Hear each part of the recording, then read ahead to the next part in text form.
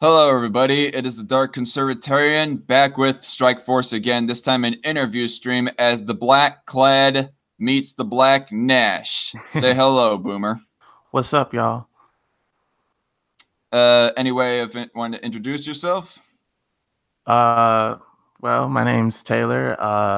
I'm definitely a communist. Yeah, you'll learn more about me through this stream. Yeah, that's all I gotta say. All right. And so, what kind of prompted the idea of having this interview? I guess I kind of somewhat had the idea of having an interview with him for a while now because I rarely have ever talked to Boomer. Like, this will be the third time of me actually being on the same live stream as him. The first one was like Lapis's review stream talking about the interview that I did with Voltaire, which I guess I could have handled that interview a little bit better in hindsight, but still. And then me and Voltaire hardly exchange any words with each other on that stream. And the second time was on a stream that was like a few hours before my debate against Owen. No offense to Boomer, Owen Cunt Donald. Yeah. But and now this will be the third time. And so ever since the live stream that Owen actually had with S-Man reviewing 2018, I saw Boomer making some comments about abortion. I was thinking to myself, a far leftist having these somewhat pro-life sympathetic talking points. That should be interesting to talk about. So, anyway, I think the what we'll open up with is the staple subject that people think about when thinking about or talking to you, Boomer. I mean, which would you most prefer that I call you, Taylor or Boomer? Taylor. That's what I go by primarily these days. All right, I'll just call you Taylor. Although the name of this stream, I have it as Cultural Boomerist right now. Don't know if that's a big deal or not. No big deal. All right. So anyway, opening up with this subject, explain to me black nationalism, because like I said off air, you're the first actual black nationalist for me to meet.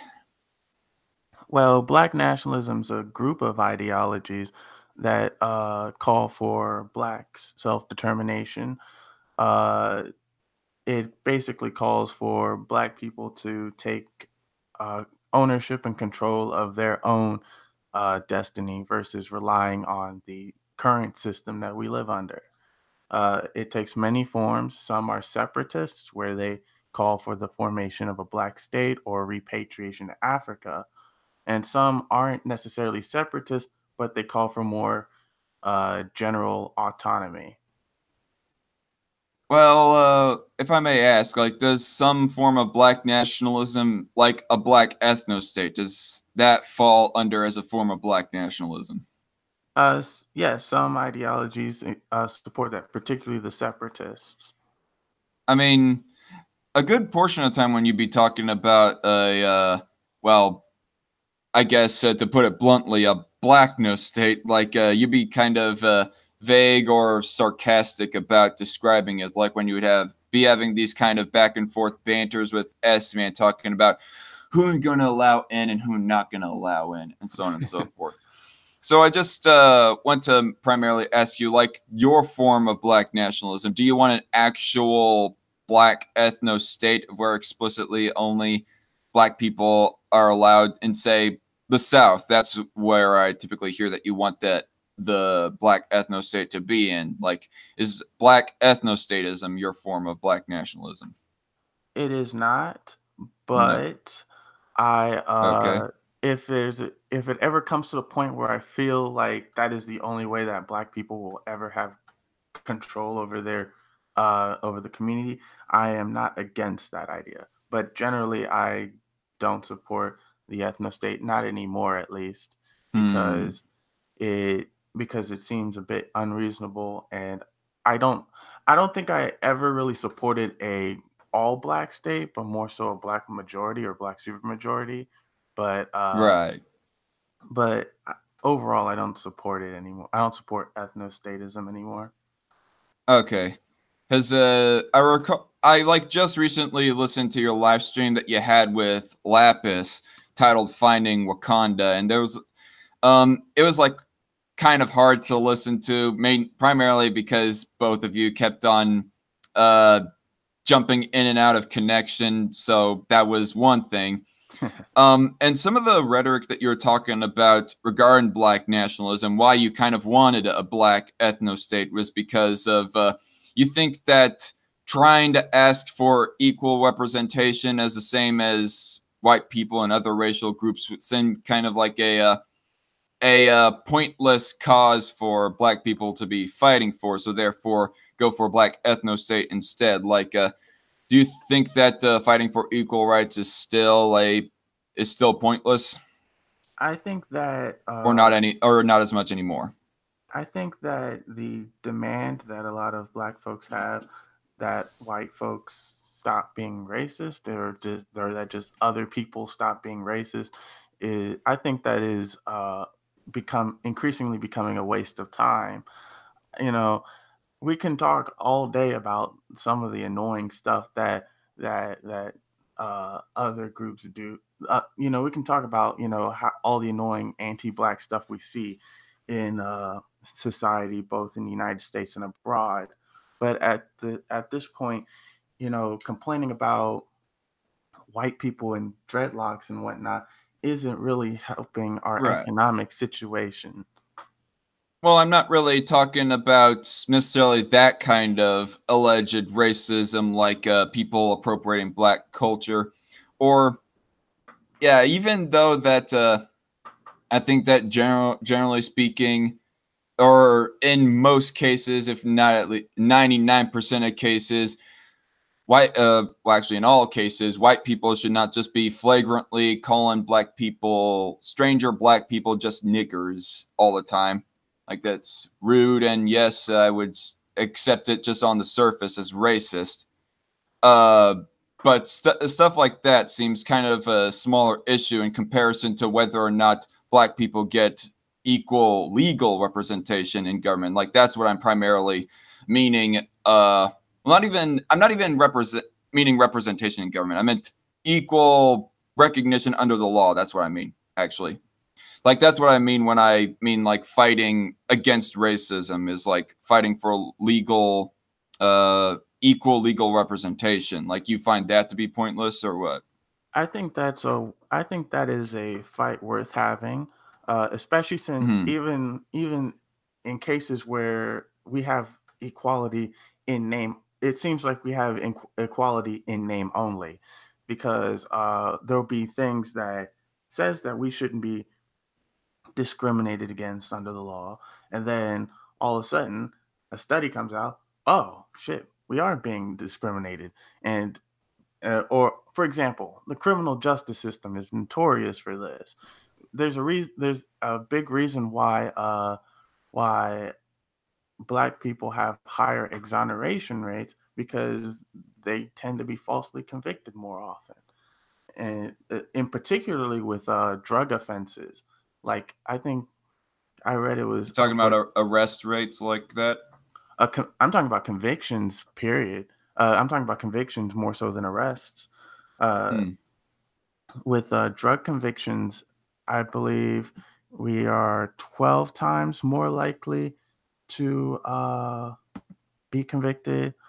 Hold up. I read this study from the National Registry of Exoneration, and it is for drug cases. Yeah, black people are 12 times more likely to have been falsely convicted. Right. I mean, that's what I'd be hearing most generally. That is like seemingly accepted by even S Man, although I would still kind of call into question that claim because of the study that I have. I'm trying to like delete some links off of my WordPad here, by the way, from the stream that I had earlier. But yeah, I have a study that I read a few months back, actually, that kind of makes me call into question that claim. But we'll kind of like just take that claim off of the surface for this interview, because I don't want it to be like a full-fledged, passionate debate. Um, I'm a but terrible debater, so um, Oh yeah, okay. Here was what it was. It was called the BJS. I mean, there's that. If you're ever interested in actually reading it, it's kind of a study paper or something like that. But so anyway, I gotta actually ask because on Twitter, Hawk made some snide Twitter reply saying something along the lines of that moment of when that a libertarian agrees with a Stalinist more than a socialist or something along those lines. But and I kind of took this off of the face that it was just sarcasm, but I just wanted to ask since we're here right now. I take it that the Stalinist part in your Twitter name is just primarily sarcasm, right? It's primarily sarcasm. I've been standing for Stalin and Mao in the group chats to annoy Hawk. Mostly because he keeps LARPing as a socialist and it's annoying the hell out of me. So I mean, right now I'm sort of in limbo. I don't really have my own formal Economic ideology. principle. Yeah, I'm still very much a socialist, and I believe in all that stuff.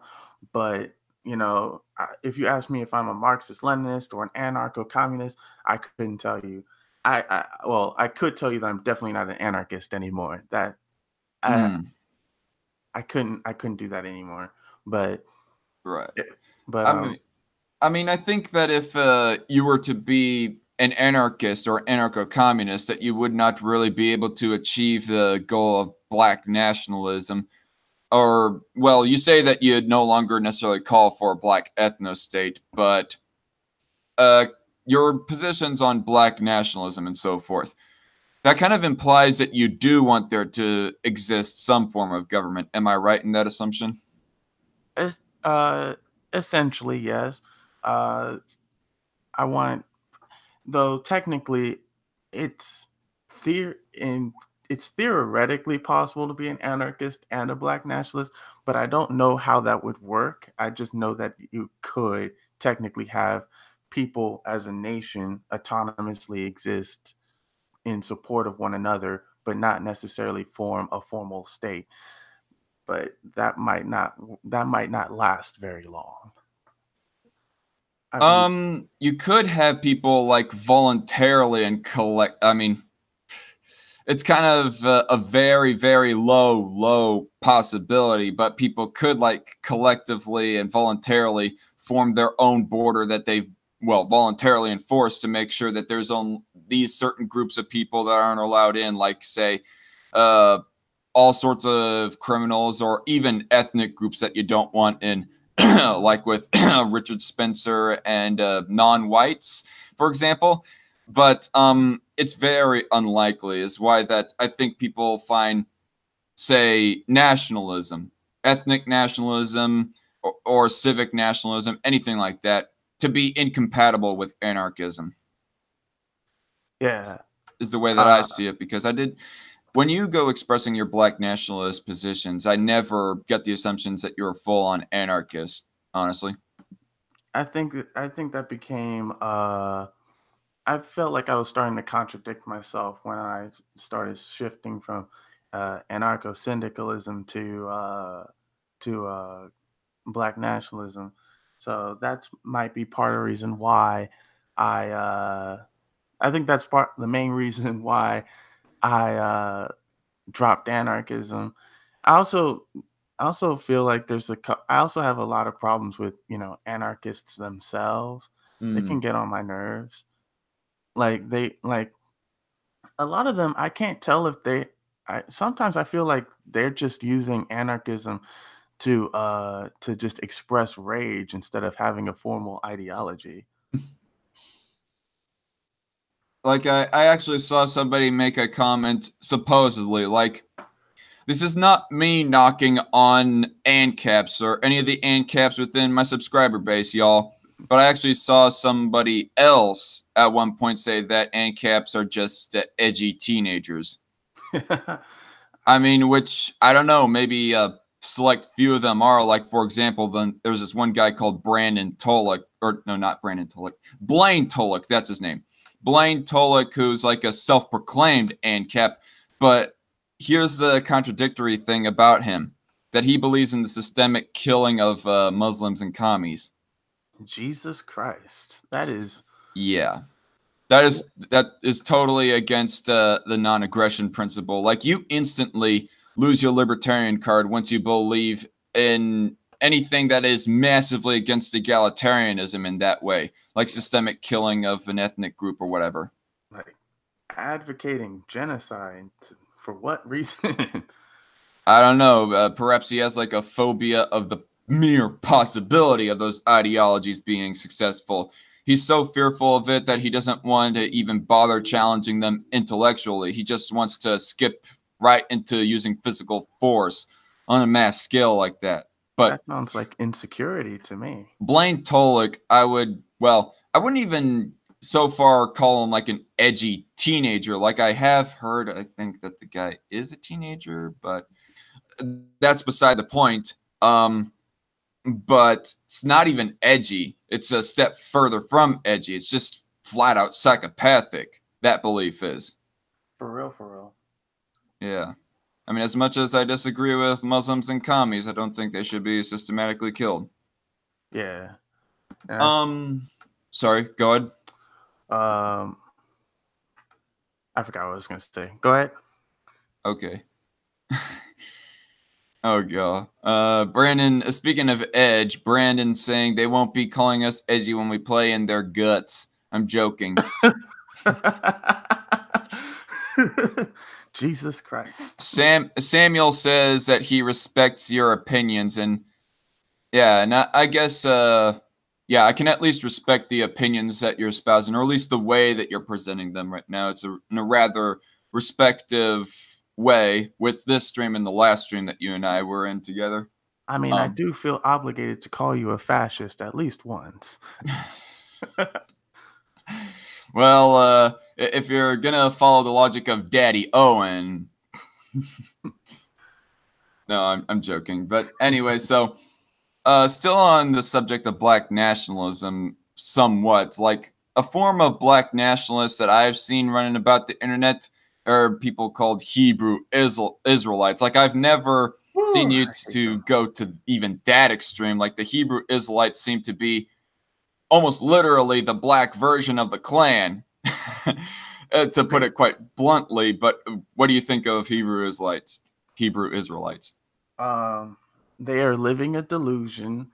Uh, they're living a delusion and trying to claim themselves to be the chosen people of a foreign religion, and I find that very strange. I mean, haven't they espoused rhetoric so far to want to kill gays or something like that? Probably. They're extremely I don't know. reactionary. I don't know.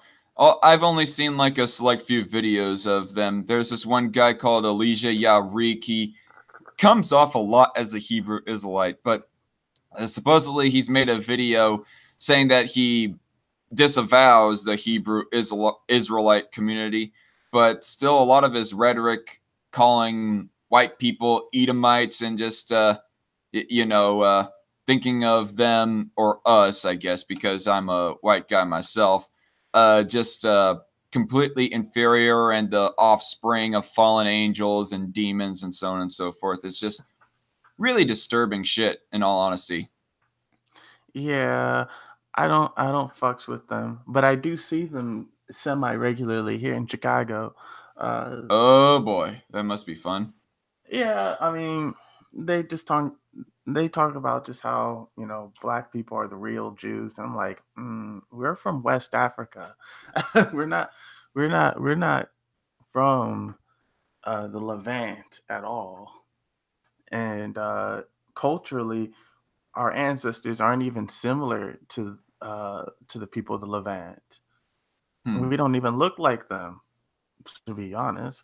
And so I'm just like, y'all are silly, especially since these are the type of people that are trying to be, so-called pro-black, but they're Hmm. embracing a religion that is foreign to West Africans. Our ancestors were either Muslim or animists. Well, Muslim is kind of an offshoot of Abrahamic Hebrewism. Yeah, it is an Abrahamic religion, And one could argue that's also a foreign religion to us because it was only around for a few hundred years in West Africa until, Hmm. we got brought here. Right. Um, what was I gonna say? I don't know. I wouldn't put it past them if like if there was a big swath of people, part of the original 12 tribes of Israel and Judah that were like black. But I would say that for the most part, for the super majority, they were like more olive skinned more than anything. Yeah, they were Semitic peoples. We're not Semitic peoples. We're Mm. Bantu, most of us. So so I just find it amusing that I just find the Black Hebrew Israelites very amusing when they're not being awful people, at least. Mm. Um. All right. So I don't know if I have much more to say on that, but regarding the Owen McDonald debate that I had, you said you only watched like the first few minutes of it. I think that in the later half, I don't know, you might find it to be pretty cringy, but you likely find it rather disagreeable on my part. I did not answer the questions quite as straightforward as I should have. uh, w- uh, was the whole debate about abortion? It wasn't wholeheartedly about abortion. Like the first 40 minutes was about abortion, which pretty much everybody thinks that I kicked Owen's ass on. And then and then like the last hour and something minutes was about racism and about the whole Bacon Gate situation. Uh, the whole it's been how long since the bacon? Over a year. Over a Yeah. year. Although it's Well, still being played out now because S Man got in some shit with Owen earlier. yeah, I slept through it and woke up to people upset, and now and just some things happen, and I kind of want to punch some people in the face. Not S Man. I think S Man was dumb for making that for posting those memes, but Hmm. but he was but he knows that that he wouldn't say that shit to my face. So Yeah. if I was awake at the time and I stepped in, that shit would have ended real quick, fast, in a hurry. And one of the questions that I was not direct enough on was that Owen asked me if I would call him a nigger. And I guess I should have said just right off the bat, just for the current situation and for us to get on with the freaking debate, was no. But ultimately, my answer was kind of a roundabout way of saying that I don't know if maybe in the most extreme of circumstances. Um, I mean, what would you think? Would you find yourself like if somebody of a different race was to do something extreme to you or somebody you love, would you end up flying off the handle and throwing out a racial slur their way, applicable to their race? I like to pride myself on on my own restraint, but if there I will never say that that won't ever happen. I'll put it this way: Yeah. if if let's say a Latino person was being extremely anti-black, which isn't that far from which isn't that uncommon, if you to be honest, and if a Latino person was being very anti-black and I was pissed off enough, I might make a I might make a joke about ICE or something. But I wouldn't call them a slur or anything. Hey, I make jokes about ice towards S, man. I I make a though I made one ICE joke rather recently when I saw this video of some immigrant guy who was apparently a Trump supporter. He had a Trump shirt on, was yelling obscenities at this black guy, and I just post, and under the tweet, posted I posted saying me calling ice, and it had a gif of Tom from Tom and Jerry at the phone. Let's see if I can find it. So in the chat, we have Brandon saying Zach's stream got hijacked from a guy that likes to fuck pigs and shoves piglets down his pants. What? I think he's referring to Cult of Ham. I mean, the last live stream I had was a basic news stream, and then S-Man accidentally sent out the link to Cult of Ham, and he joined that stream. And then it just turned into pure, utter degeneracy as I was trying to finish out the news section of the stream. And then we went on shit talking and talking about the recent development of drama that S-Man is having with Owen and so forth. Yep, But this is the joke that I made. Yeah, it was under this post. Yeah. White immigrant with Trump t-shirt threatens to call police while insulting black man with every racial slur he could think of. Yeah, that was something. And I was just like, me calling ICE. And you know, that's something kind of quite interesting, which I guess I'll put this as a subject of conversation as well. Was there something that I found quite interesting about your stream with Lapis is that you made the comment. Okay, actually, I want to sum up. I want to end off. I want to put aside the one thing mentioned about the Owen stream, and I will say that if an extreme circumstance did happen between me and somebody of a different race, I would apply some major restraint to try and not call him a racial slur. But ultimately, in the grand scheme of things, I cannot make no promises. hey, it is my position that most people are casually racist anyway. So you know, I don't Like with their sense of humor. Oh yeah. Some of the shit that I have that goes through my mind, I'm like, damn, I'd be called racist if I said this shit. Brandon says you should have called Owen a shit covered cracker. That's so Wow, Brandon. Although, to Brandon's credit, he does act more white than anything. I do wish that Owen would talk more about racial issues, particularly. I'm curious to what racial issues he experiences in the United Kingdom. I've heard that country is Yeah, extremely xenophobic, so I'm I curious to what mean, he experiences. it seems that he's more focused on internet racist harassment than racially biased statistics, real life statistics, which is kind of the petty thing about him. He'd be focusing more on, hey, this guy got called a racial slur on the internet more than the arrest rates or whatever, like you mentioned a little bit earlier on the same stream.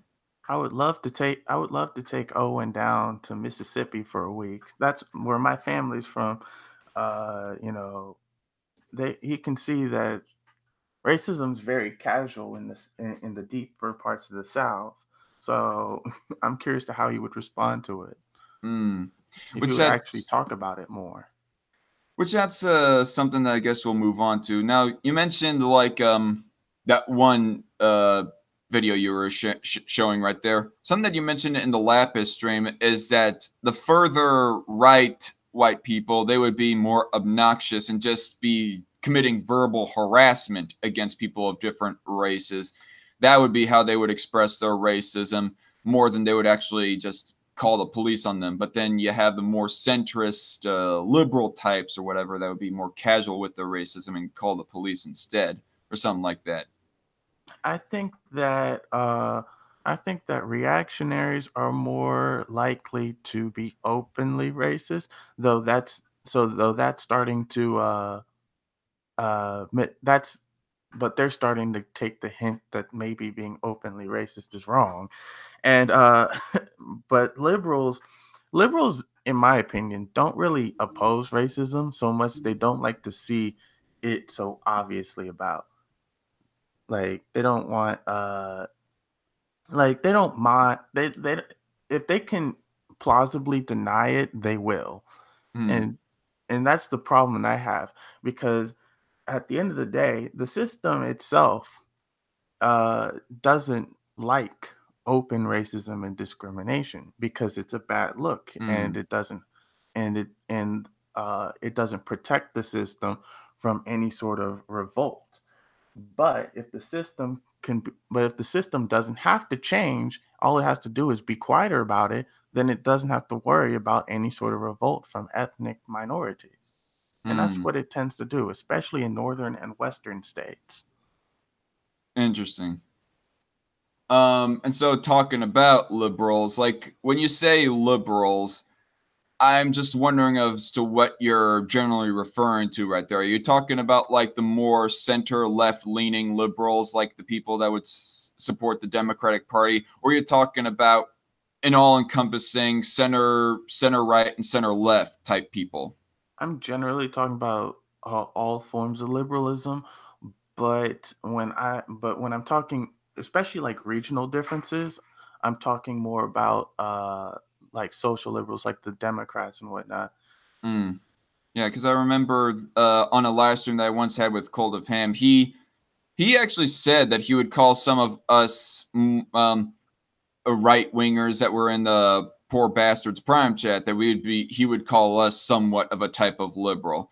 And he even explained that you can be somewhat of a conservative and be liberal at the same time. Yeah, that's classical Liberalism, liberalism. yeah, liberalism is kind of not all encompassing, but it's widely encompassing, I would say. Like Also, my interview with Liberal Sanity Project, the best way that I put it, and he kind of agreed on this way, is that liberalism is basically the support of a sophisticated democracy and egalitarianism, of where everybody is recognized equally under the law, you know? also do very much believe that that neoliberalism, which is an economic idea, Hmm. an economic ideology, is very common amongst both Democrats and conservatives, conservative Republicans. Like I would I say I would say that's more found in establishment party members than anyone else. well, true, but I would also like, for example, the president of the United States, Donald Trump. I would call him a neoliberal, just like I would call Hillary Hmm. Clinton a neoliberal. But they are very different people. Their economic ideologies aren't that different from one another at the end of the day. Okay. I mean, they are kind of an empty suit that kind of changes their economic beliefs with the changes of the wind. Like I remember, like in the early parts of the 2016 election, he was advocating for the abolishment of minimum wage. Then he switched it to not abolishing the minimum wage, which was a tolerable change in his beliefs to me, in my opinion. But then it goes on to like after Ted Cruz had dropped out of the primary, that he changed his position to be, I would advocate for a $10 minimum wage. It was like flip flopping and flipping again. And of course, Hillary Clinton, she's been back and forth on supporting single payer healthcare and what her healthcare position is just in general. Yeah, I don't think that she would ever actually implement single payer healthcare. I Probably think, not. Probably I- not. in fact, I think most of the Democrats trying to run for president in 2020 wouldn't advocate for some of the shit they talk about. At least, at least Kamala Harris has the decency to be uh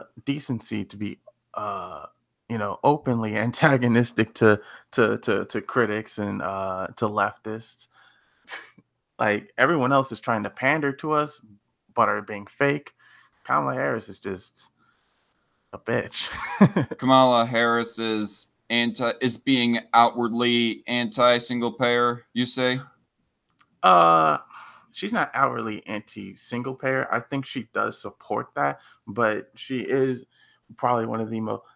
Ironically, she's probably the most anti-black candidate running right now. Okay, that was kind of a weird swivel on conversation because Sorry, I thought you were talking about her support on single payer sorry, for a second there. my mind went a different direction for a sec.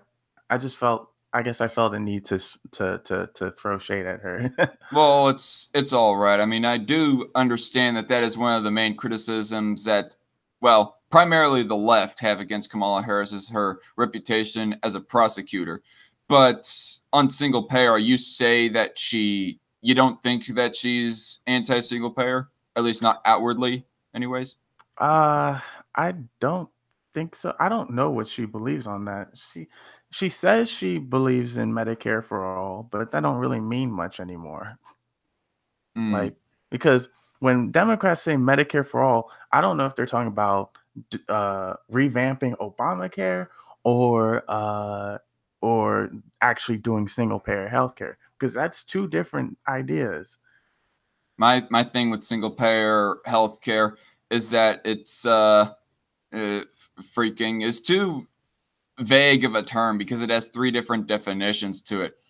Either the government could nationalize the entire industry, which is kind of what the UK has with their NHS system, or the government doesn't nationalize the entire industry and you still have private hospitals, just they pay for all the bills, or the government runs some of the healthcare, but there's also a private option, which is That kind of what the United States have. So by that definition, aren't we already single payer with Medicare and Medicaid and whatnot? I think that third one is called multi-payer healthcare or something like that.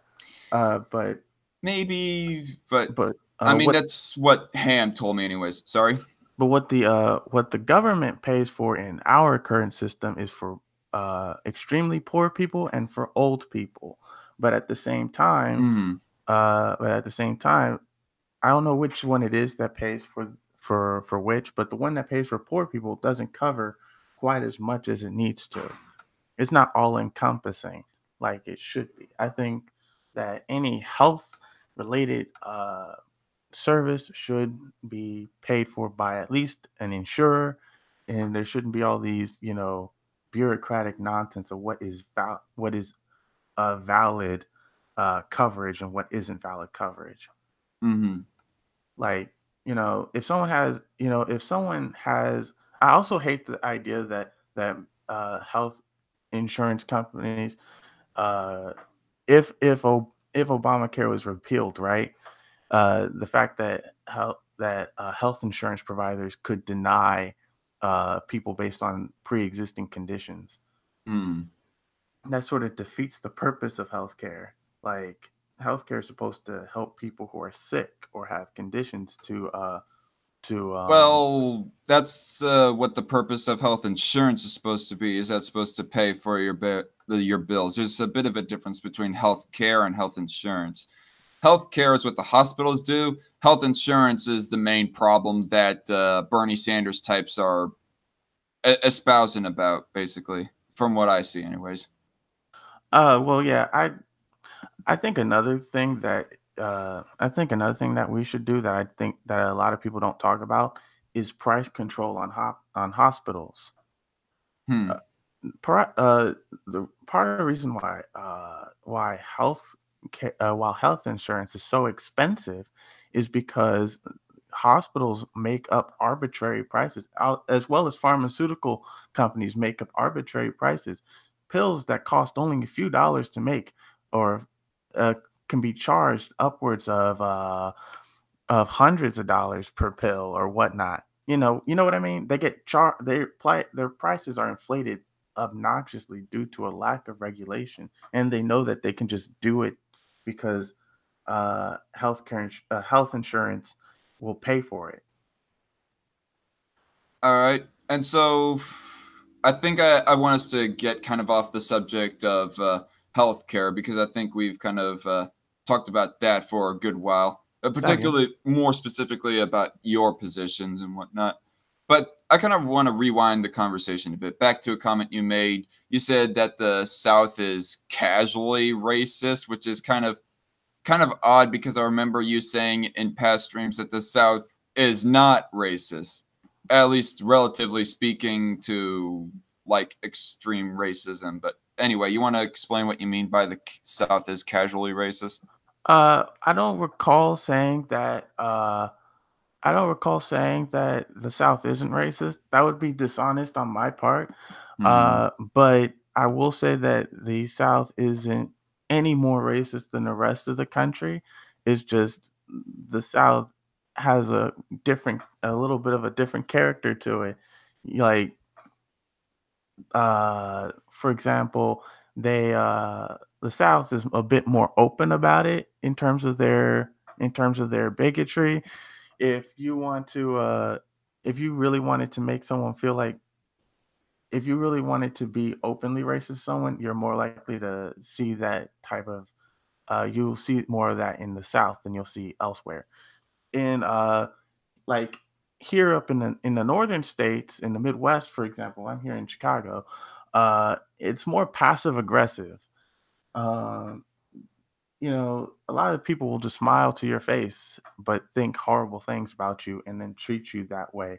But they Hmm. won't. But they won't be like they won't call you an N word to your face or anything. Right.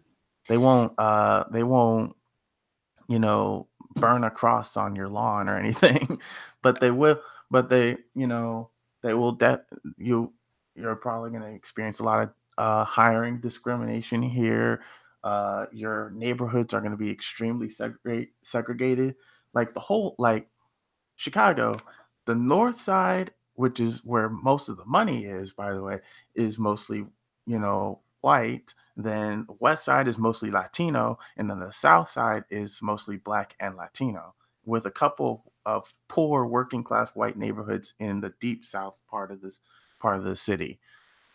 So the You know, city is this kind of reminds me of the one skit by Eddie Griffin. Have you heard of Eddie Griffin, right? I don't think so. He's a comedian, and he made like a skit called "Sneaky White People" or something like that. And he always said the joke was basically that he could get along more with some redneck who will be more bluntly like have a racist language. He can get along with them more than with a sneaky white person. Like for example, he would be doing a comedy skit in the South, and one of the Southerners would be all like, "You's a funny nigga" or something like that. But then, like he does one in the North or something like that, and he'll get that one guy who will say, "Yeah, it was all right," referring to his skit, and then walks away, just says behind his back, "Nigger."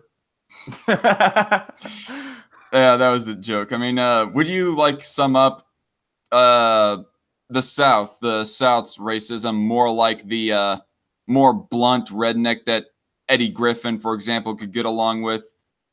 Would you sum him up as that? Yeah, I would. Uh, yeah, except in my home state of Virginia, it's a little different Well, yeah, because Virginia is kind of sandwiched. They have like that crossing culture of South United States and North United States. But go yeah, on. a lot of northerners migrated to Virginia in the last 40 years. So so it's lost. So while the city's become city, oh my god. While the state is becoming more progressive itself, it's still it the racism still isn't as overt as it once was. And my grandparents who moved to Virginia from Mississippi in the 1970s pointed that out, that it wasn't quite as overt, and we kind of miss that in Mississippi, because now we don't know, because it's about trust. You don't know who you can trust now, because people will stab you in the back and pretend they was friends with you the whole time. But here, in the South, people who don't fucks with you don't fucks with you.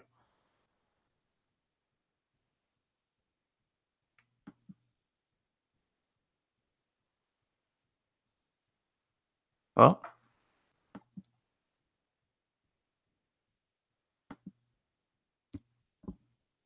yeah.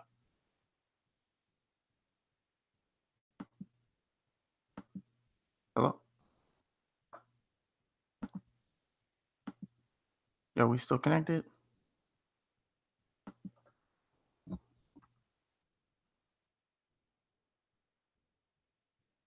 Are we still connected?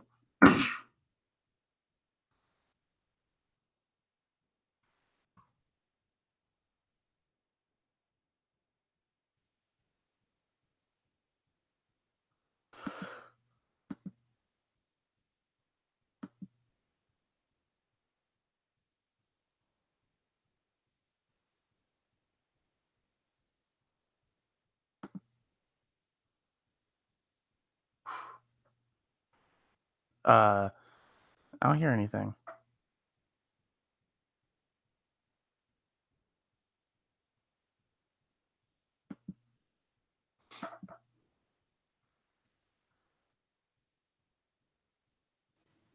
Testing, testing, one, two, three.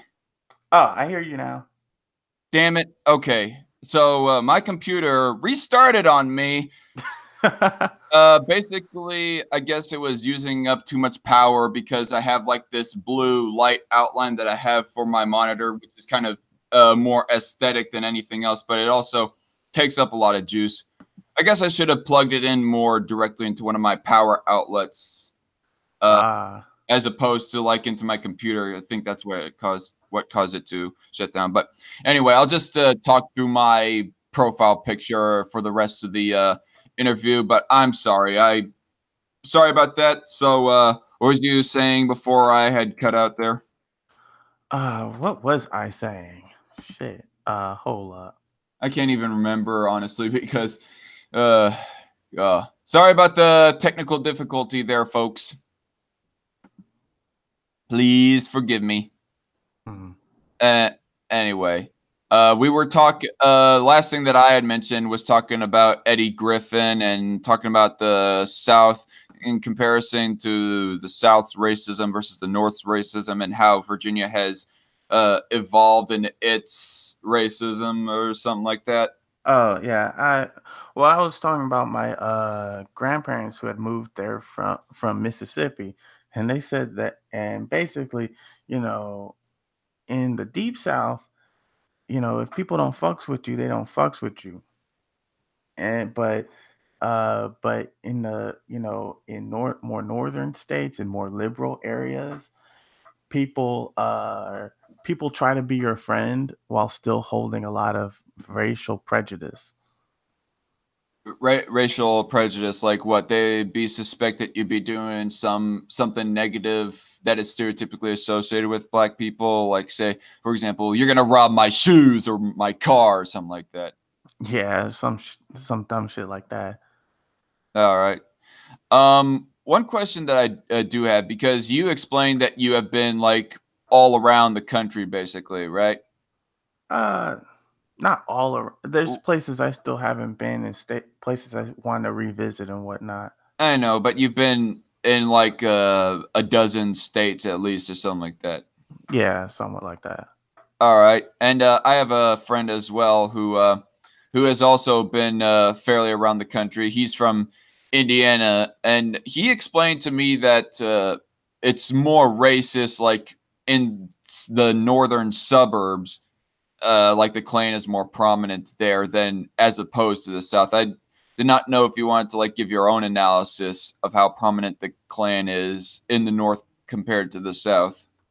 I'm actually unsure about the presence of the Klan, especially like here in Chicago. I know that they exist Right. somewhere around this area, but I don't know their prominence. I don't think they're particularly big.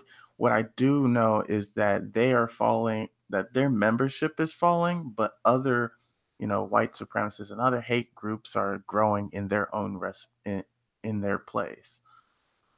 Uh, Yeah, it's not really surprising. I mean, I will argue that the United States has become, the populace at least, has become considerably less racist since the 60s. Like, the acceptance of interracial marriage had rose from, I don't know what it was exactly, 10% to over 80% in the last 30 to 40 years, according to a Gallup poll that I had seen.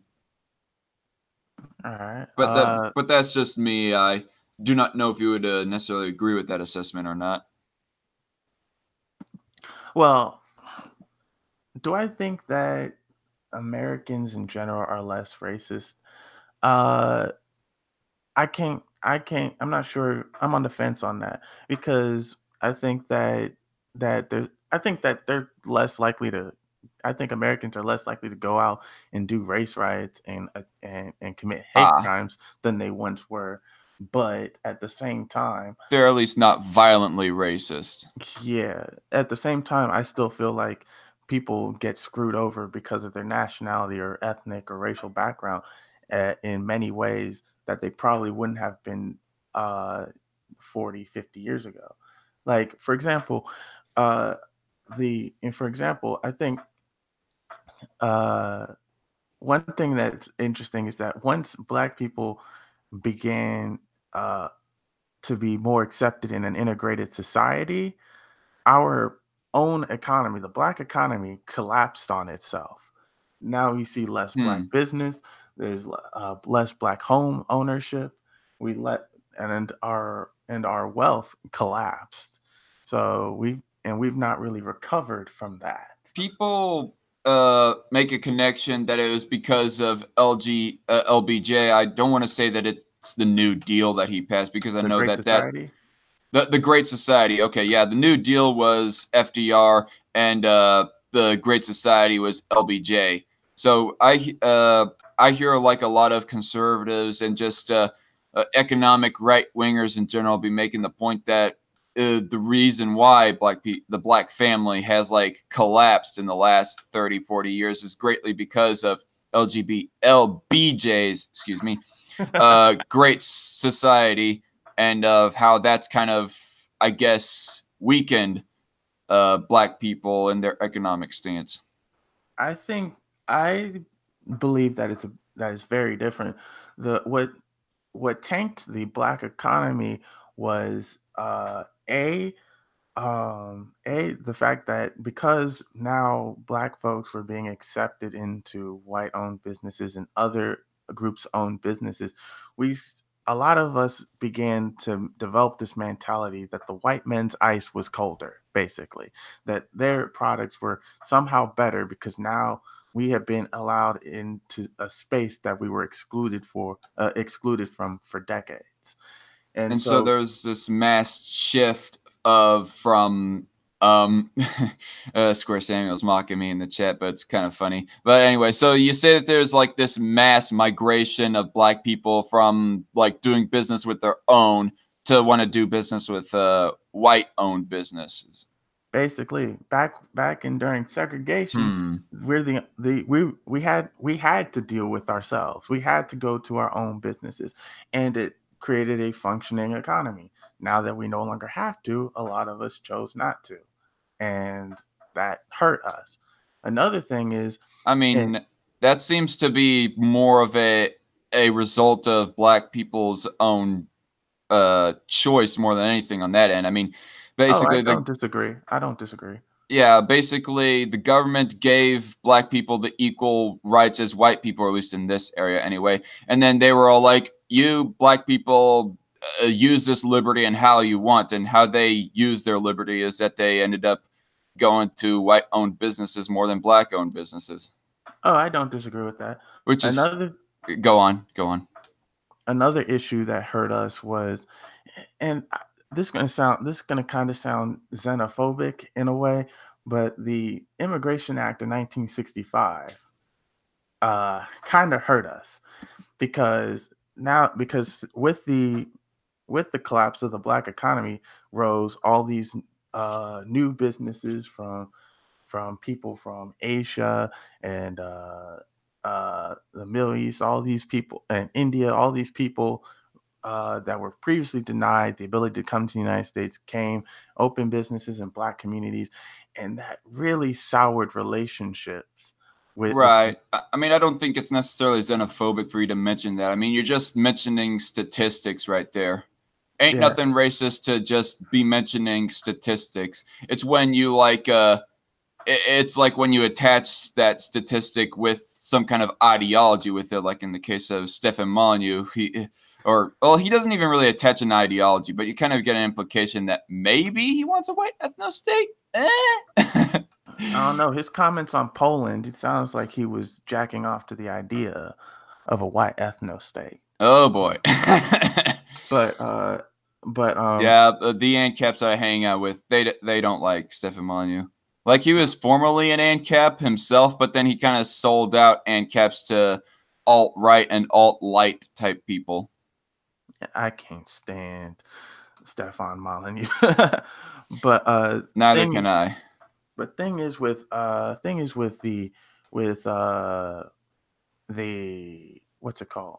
Oh, with the Immigration Act of 1965, with all these new immigrant-owned businesses and whatnot being open in black communities, a lot of these immigrants come from countries where they've probably either never seen black people before or they've only seen it through Western media, and Western media traditionally has not portrayed us fairly or well. And to this day, still we struggle to we struggle with having our depictions.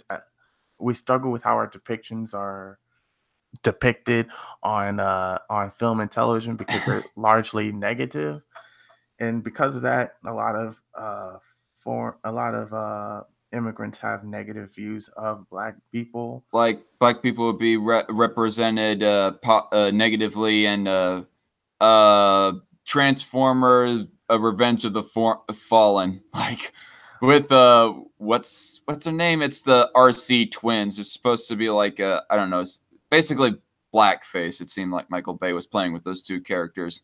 Oh, I haven't seen that movie. Revenge of the Fallen. Nah. Not worth it. But I get what your point there. And also, I want to read this out before we get too far off. Square Samuel says, at Marxism, Taylorism, I agree with your point on that. Talking about your economic points that you're bringing up, anyways. Cool, cool, cool. All right. But it's like, you know, uh, I prefer like I'm very pro immigration, but I do think that a lot of immigrant groups have a big anti-black problem.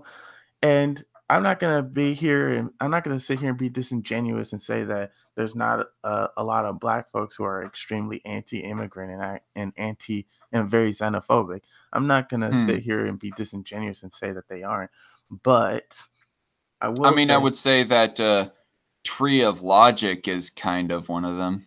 oh, Or I don't know. I mean, she hasn't outright spoken that she explicitly wants brown people from the Middle East or just Muslims in general, doesn't want them allowed to be immigrated into XYZ country. But there's kind of implications when she was talking about how Germany was becoming more brown or something like that. isn't she friends with like Lana Lockteff I and don't know people? who that is. I don't Oh, know who the Lana character is. Oh, Lana Lockteff is one of the people from Red Ice Television, which is a neo-Nazi YouTube channel. I know that she was like formerly friends with Derek Blackman, aka some black guy, and then there was kind of a fallout between them two, uh, in the rise of the whole race is real controversy that Rage After Storm brought up, and Tree of Logic was siding with fucking Rage After Storm, That's so and dumb. yeah, I mean, putting the IQ averages aside, she was making the generalization. Rage After Storm was that black people are incapable of what kind of thinking? The term that she was using, abstract thinking. That was what she was making the point. Black people are incapable of abstract thinking. I'm thinking to myself, wait, what? You The, racist bitch. the fundamentals of language require the fundamentals of language itself requires abstract thought.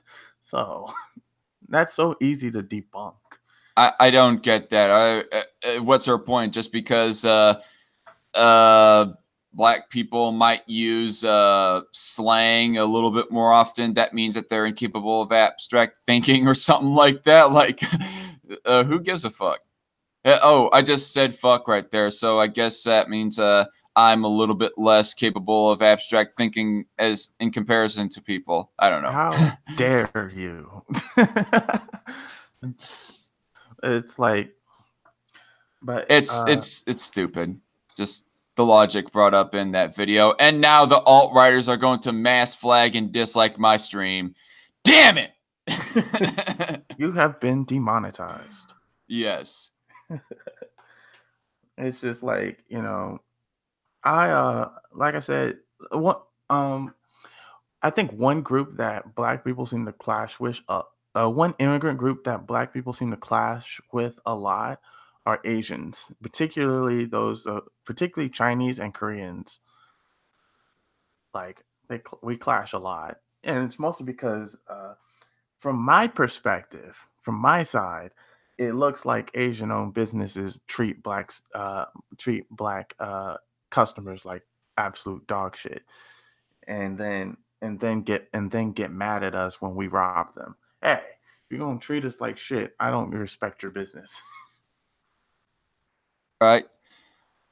Okay, so some other things I want to bring up, and I did not want to like have this live stream go on for more than 2 hours or much more than 2 hours, really. Some other things I want to do in my day as well. But I'm liking the conversation right here. It's pretty decent, and so far we're getting a much better, more solid connection in comparison to the one that you had with Lapis. That's not necessarily a knock on Lapis. Maybe she just has a shitty internet provider or something. I don't know. Hey, Maybe huh? you do a little bit too. Hey, that is some fake news. Well, it's working out with me so far, so I guess we both have good internet connections right now. My only problem there was not necessarily my internet, but because I was like burning out my computer for a second there. So, yeah, that was unfortunate. Um, yeah. Oh, yeah. So, still on the subject of racism, one thing that was brought up in my interview with Hawk, and you had witnessed this yourself, and we were talking about racial preferences, like what racial preferences that people uh, want. Okay, what people physically prefer, racially speaking. Like some white dudes might most prefer black girls, or some might most prefer Asian girls, or something like that. And I was kind of making the point that by definition, it is milk toast. Like it ain't bigotry necessarily, but it is like by definition some milk. It's milk toast racism.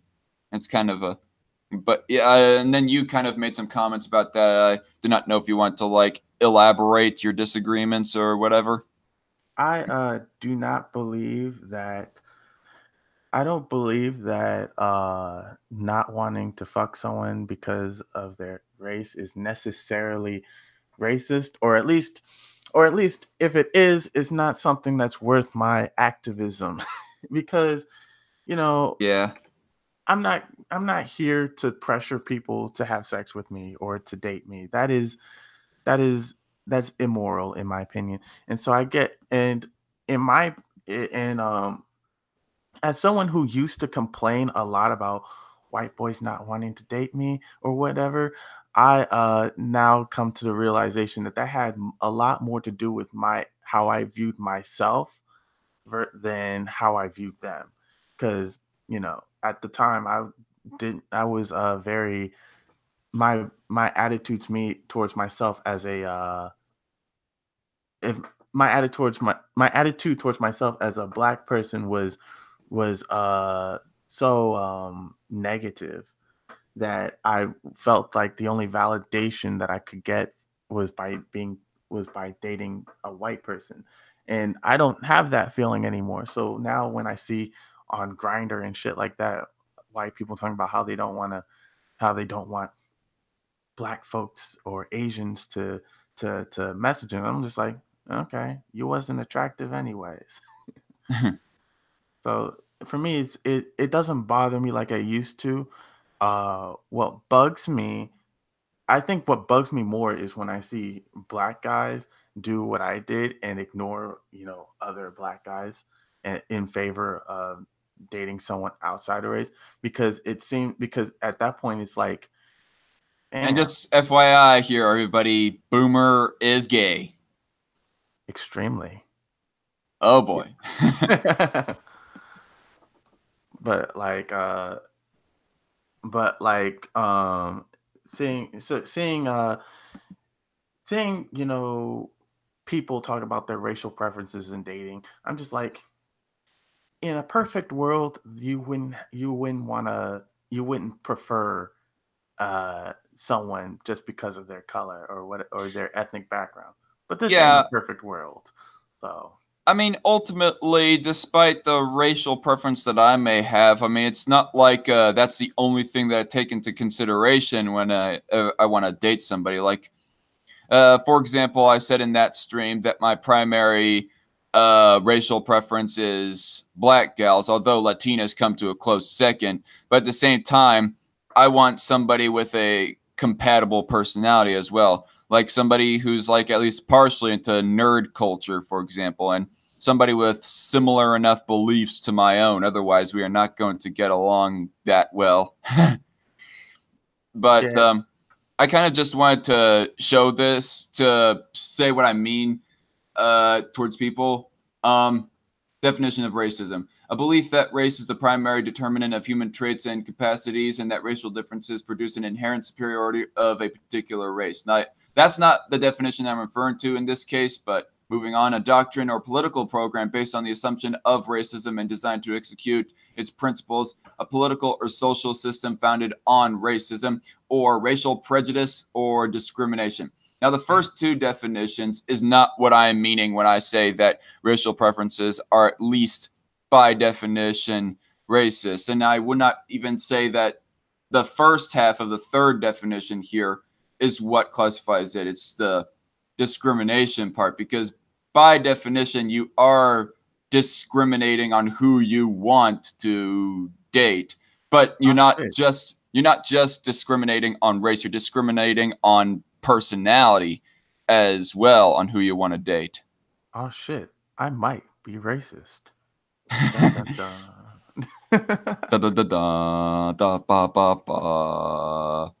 But It's yeah, it's alright. I mean, I'm being racist. people discriminate on who they want uh to be as their president. Like, not even talking about the 2016 election, because that was a man versus a woman, or it's questionable as to whether either of them were men or women. For all we know, they're Hillary and Trump are probably both aliens from outer space. But anyway, take for example 2000 Bush versus Gore. People were like discriminating between the two's political ideologies, or at least self-proclaimed political ideologies, for who they wanted to vote for. I think that the word discriminate, I mean, for example, I typically discriminate on what my taste of music is. Like, typically, I don't really like rap. I mean, some older rap I can possibly get into, but typically speaking, I like rock more. Oh, that's racist. How dare you? Oh yeah, I'm sorry. I like white people music only. How dare I? Actually, to be honest, rock might be one of those instances of cultural appropriation. Right. I mean, I'll get to that here in a little bit, but I think that the word discrimination has a little bit more of a negative stigma than needed, and that might be a little bit of a hot take that'll be taken out of context, but still. Well, I'm sure that that hot take won't won't get you called out anytime soon by certain peoples. Oh boy, oh boy. But anyway, you were okay. You're talking about rock music being cultural appropriation, whatnot. I mean, wasn't like the original? Okay, ragtime. That was a type of music originally invented by a black pianist, right? Yeah, it was invented by black folks. I A think hell that of a was what I heard, anyways. most a, most so many genres started are black are have black origins. Rock comes from rock music, a certain strains of gospel, jazz, R&B, of course, Well, soul. when I think gospel, I typically always think of a Black Baptist church. I don't. Somebody's doing some shitty appropriation for that. Then. Now, I'm not necessarily. My problem with cultural appropriation is not, oh no, white people are performing rock music. If you are a good artist, then you are a good artist, and that doesn't bug me. What bugs me, what bugs me is how is when people pretend like when people pretend that that the people who created that culture when that people cultural. pretend that black people didn't have a touch on creating or inspiring rock music. Exactly. Or if or when uh certain artists from that genre, for example, get get discriminated against, but it takes a white artist for that genre to become, popular. That shit happened to rock music. Rock music was rock and roll Right. back in the early 50s was was denounced as Negro music. But then But Elvis then, Presley yeah. popularized it. Well, I would say that, well, yeah, Elvis Presley did help it get popularized, but then the Beatles came around in the 60s and then they rocketed it even more. It, Yeah, rock was dying by the end of by the early '60s, and then the Beatles came to the United States, and boom. yeah. I'm not too fond of the Beatles' music themselves, but I can at least appreciate the inspiration that they had because without that, I would not. Uh, okay. The only reason why I mention them is because I know them by name, but and the only reason why I think that why I vaguely know that ragtime was invented by a black pianist and was one of the inspirations of rock music is because of an episode of That's So Raven from the Disney Channel. Like, yeah, as cringy as that is, but I can't even remember who they said that the guy's name was. Maybe that's something that I'll search up here right uh, now. Like, I think ragtime it's was invented in the 40s or 30s or something like that. oh, it was been in the 1880s or 1890s. Damn. Oh, it's Scott Joplin. Scott Scott Joplin. At least he was one of the at least he's one of the major players of it. Joplin achieved fame for his ragtime compositions and was dubbed the king of ragtime. I see. Okay. So yeah, Scott Joplin, 80s. It would not be surprising that his type of music was like kept under wraps because the guy was a black guy when the United States was only freshly coming out of slavery, so did not look at black people so favorably. Yeah, And then the 40s and 50s comes around, and then there's like some, like you said, there was a black artist that kind of invented rock, but it wasn't popular enough because 50s, America wasn't becoming tolerant enough still. 50s comes around, Elvis Presley appropriates rock music to be a white thing, I guess. And then it's not until like the 70s and 80s and whatnot that America becomes tolerant, more considerably more tolerant to black people. And then you got people like Jimi Hendrix, for example, Stevie Wonder, Lenny Kravitz, uh, Living Color, groups like that, R&B slash rock artists, black artists. I mean, it is my opinion that R&B is was the black R&B was technically a black version of what it was basically the black rock by the 1950s and 60s, because if you notice, I don't know if you've listened to many classic R&B music, but if you listen to R&B records, no, if you listen honestly. if you listen to R&B music from the early 1960s, it sounds very, very, very similar to 50s rock, but Mm-hmm. it's not called rock at that time. It's called rhythm and blues. I see. And you go I mean when I go thinking about R&B, I don't go thinking of it as much of a as a white quote unquote thing. I think of it as more being stereotypically associated with black culture. So I don't think cultural appropriation has taken R&B so much that black people are like erased practically from its history. The Yeah, inspiration of R&B, I mean. yeah. Though It's just my take. yeah, there have been prominent white artists who've done R&B, and they were very talented at it as well. Like Dusty Mm-hmm. Springfield, she was a British artist.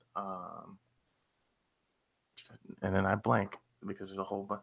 I know there's a whole bunch of white. There was a whole bunch of white R&B artists back in the '70s and '60s uh, that was talented and good at the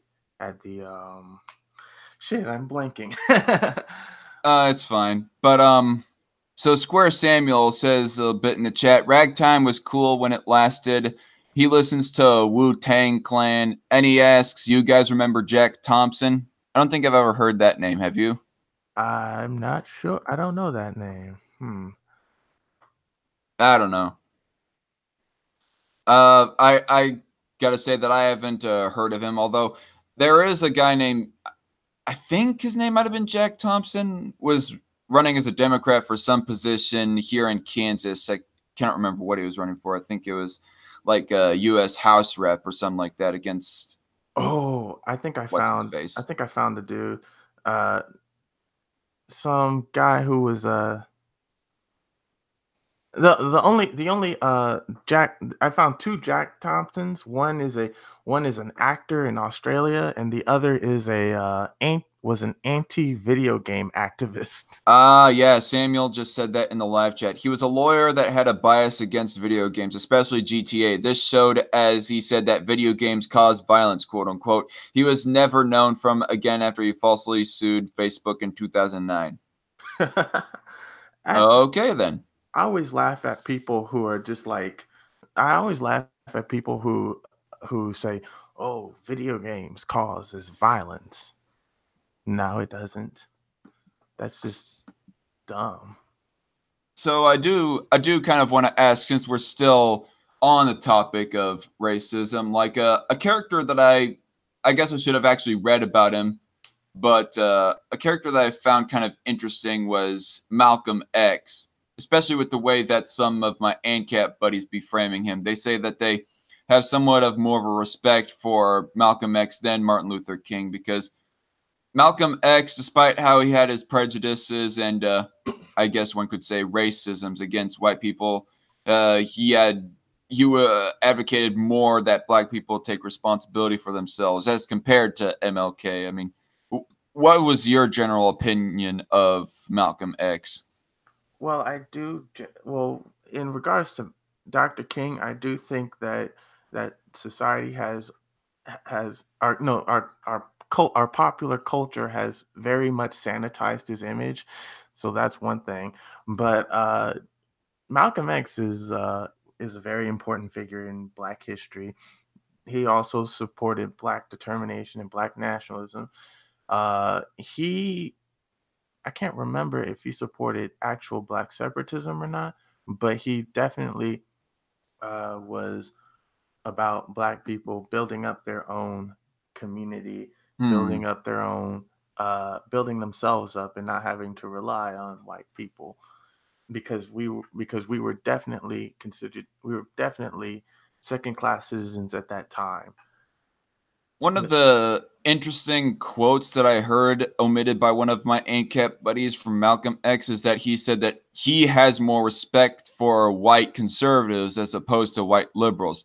Because he says that both of them are racist, but at least with conservatives, they're more obvious about it. Like, basically, they're black people are the sheep, and white conservatives are like wolves. They'll be snarling at you and just having a negative look as they're showing their teeth. But when a fox, that being the white liberal, is showing their teeth, it looks like a smile. So therefore, the sheep goes running away from the wolf, who looks more scary, and runs towards the fox, who looks more welcoming. And then before you know it, the fox eats the sheep, or something like that. I'm butchering the quote way badly, but He you says you might know he's what quote I'm talking about. He says the white liberal differs from the white conservatives only in one way. The liberal is more deceitful than the conservatives. Both want power, but the white liberal is the one who perfected the art of posing as the Negro's friend and benefactor. Hmm. I do not know of where the whole fox and wolf and sheep analogy came in. Maybe one of them just invented it themselves, or maybe it He was probably a what? uh Maybe Malcolm he's X did make an analogy like that himself, but you're not remembering that specific quote at the moment. this one I just looked I just typed in Google Malcolm X and white liberal. And he's in this quote. He says the Negro Revolution is controlled by foxy white liberals, by the government itself, but the Black Revolution is controlled only by God. Huh. Was he an actual Christian or was he a Muslim? It was a Muslim. Oh, he was. Okay. I did not know that specifically. I know that Muhammad Ali was a Muslim, and yeah, the guy had some rather alt-right friendly opinions himself, as I made it. But anyway, like I did not catch on to that with Malcolm X as far as what his religion was, because Malcolm X, it's really an atypical name for somebody to be claiming that they're Muslim. Like Malcolm X sounds more like a basketball player or something. Doggone you, racist! You be stereotyping black people as basketball players. Whee! I'm not gonna lie. I think that Esmond has a better Owen impression.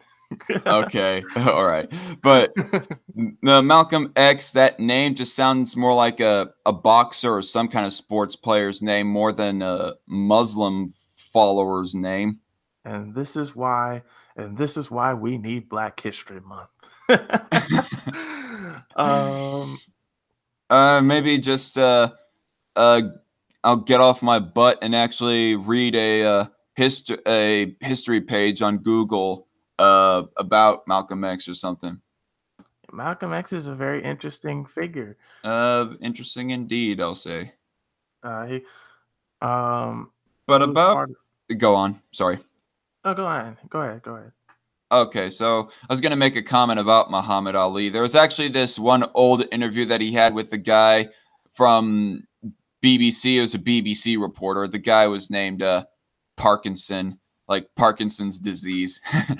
But so yeah, Muhammad Ali being interviewed by a white British BBC reporter, and Muhammad Ali was basically he wasn't advocating for any legal policy to go against the idea of interracial marriage, like to prevent it, legally prevent it or anything like that. But he was talking from the philosophical side of how interracial marriage is supposedly a bad thing. And I was thinking to myself, okay, it's okay for you to like espouse your disagreements with interracial marriage, but the way they was doing it was so stupidly of how they would be culturally clashing with one another. And he brings up music as one of those one of the arguments. And I go like, oh yeah, because there's totally people that do not listen to or like music that is against their own stereotypically associated music. But then I pull up the example of Eminem, Carlos Santana, Jimi Hendrix. Although Jimi Hendrix, like you said, rock was like originally more of a black thing, so that's a different story in of itself. But you get my picture. Like it is possible for people of a given race to go against their own racially stereotypically associated music. And he was also straw manning for the reasoning why people go for interracial marriage is because they hate their own race, why they go for it, or they want to exterminate their own race. And I'm like, what the fuck is that kind of logic? Well, I'm unfamiliar with these remarks by you said it was Muhammad Ali who said this? Yeah, I'll have to like show you the video. It's like a video response that I did to the given video. I am very unfamiliar with those statements. But an opposition Looking to for it right now. but an opposition to interracial relationships from the Black community is not uncommon, and I do kind of understand why. I I personally Mm. don't care, but I do think that there's a lot of people.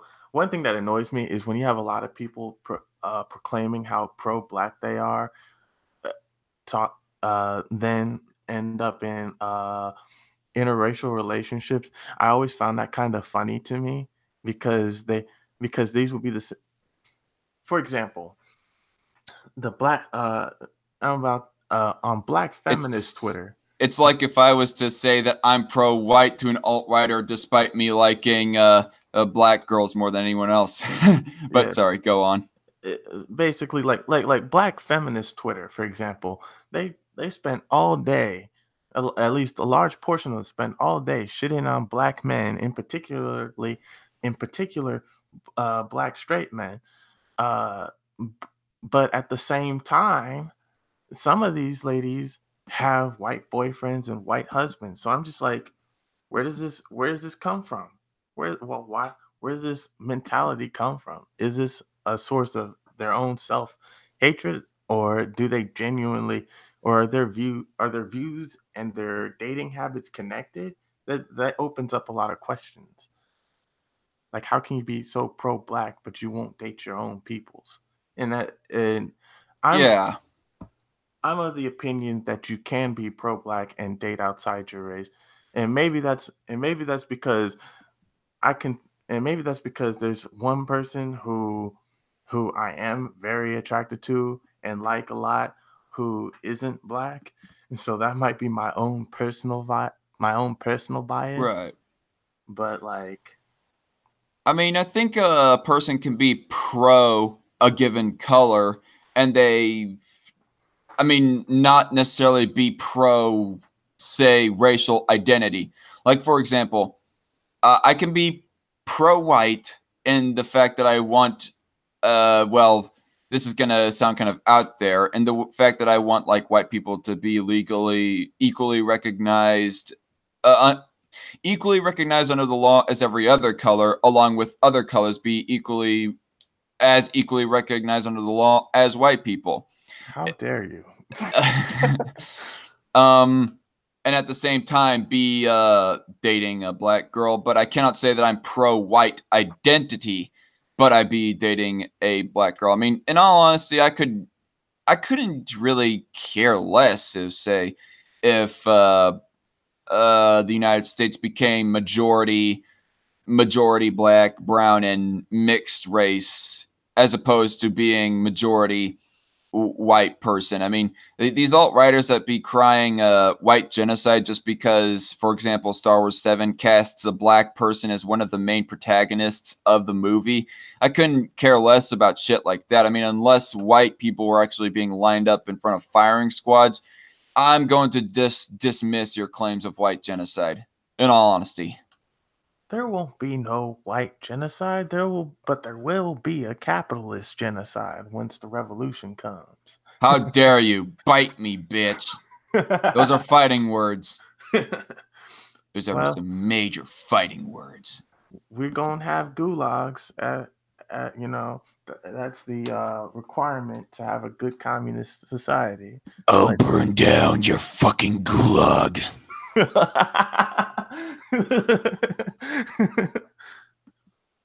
Burn down your gulag and all of your Creole gumbo restaurants. Wow. Wow.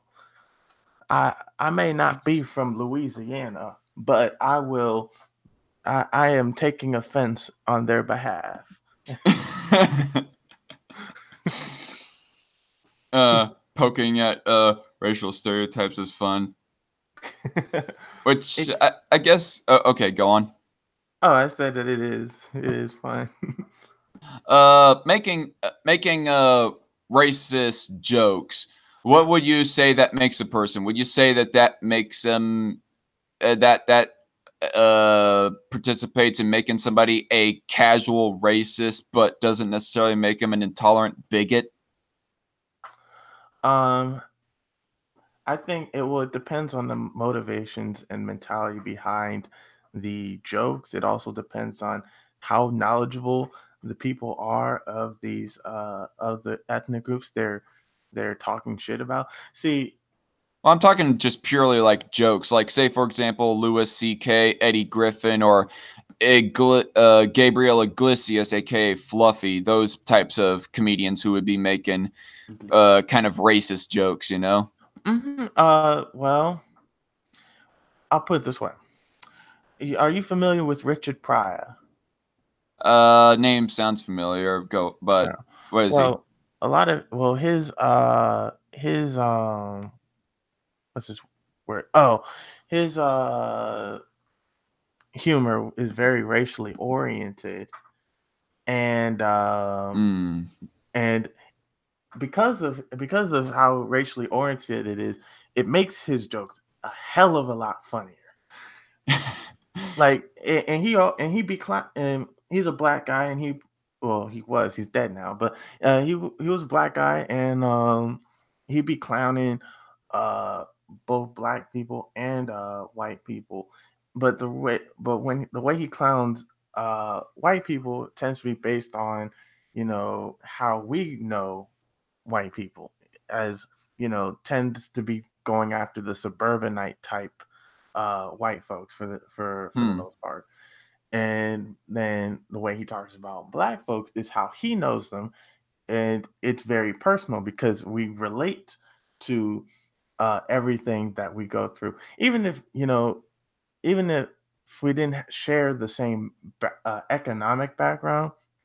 There's a lot of cultural things that we're very attuned to when he talks about when he makes jokes about black people. Meanwhile, you have a lot of people from other groups who aren't quite in tune with black culture, and so they rely so heavily on stereotypes that their jokes sometimes just come off in bad faith. Rather uh, false stereotypes. yeah. So like, and also I really hate when people Hmm. try to imitate the black dialects without actually knowing how to do it. If you don't know how to do it, you sound really bad. Like they, you know what they should do? They should like think of a black actor and try to impersonate him or something like that. Maybe. My position I is, mean, I'm just thinking of a way that they can go off of a bass accent. you can because African American vernacular English has a very definitive grammar structure. You can easily learn how you can very easily learn how to imitate it. What's hard is the pronunciations more than anything. Hmm. The grammar is very very consistent. So sorry, I like learn a lot about like I learned a lot about like languages and dialects. That's something that I like to learn about in my spare time. And so I kind of so if someone wants to imitate the black dialect, it's actually really easy to learn and find out, because Hmm. our grammatical structure, it's it's peculiar because it relies heavily on our African heritage. Nice. Uh, in fact, there's also a couple of words. In fact, we actually have a couple of words from that are West African origin that appears in English because of our Uh, accent. Um, I kind of want to rewind this a little bit back. Like you mentioned Richard Pryor and how a whole lot of his humor would rely on racial stereotypes, but kind of going full circle back to my original question, would you say that he is by definition racist, but not necessarily a bigot in that sense? Yeah, I could say that. He's definitely, you know, I Would you would say that. would you Yeah. say that if people like me or S-Man or whoever like gone knocking on black stereotypes, would you say that we are casually racist but not necessarily bigots? Yeah, I would. Okay. I guess the main thing that people get whenever they be saying you fucking racist is that they're meaning like in the bigoted sense they be calling them a racist, and that typically that is how that the word racist gets used when somebody be calling somebody else a racist. Is that they're calling them a bigot, uh, Yeah. completely intolerant and having some kind of inferiority or superiority complex towards the other race.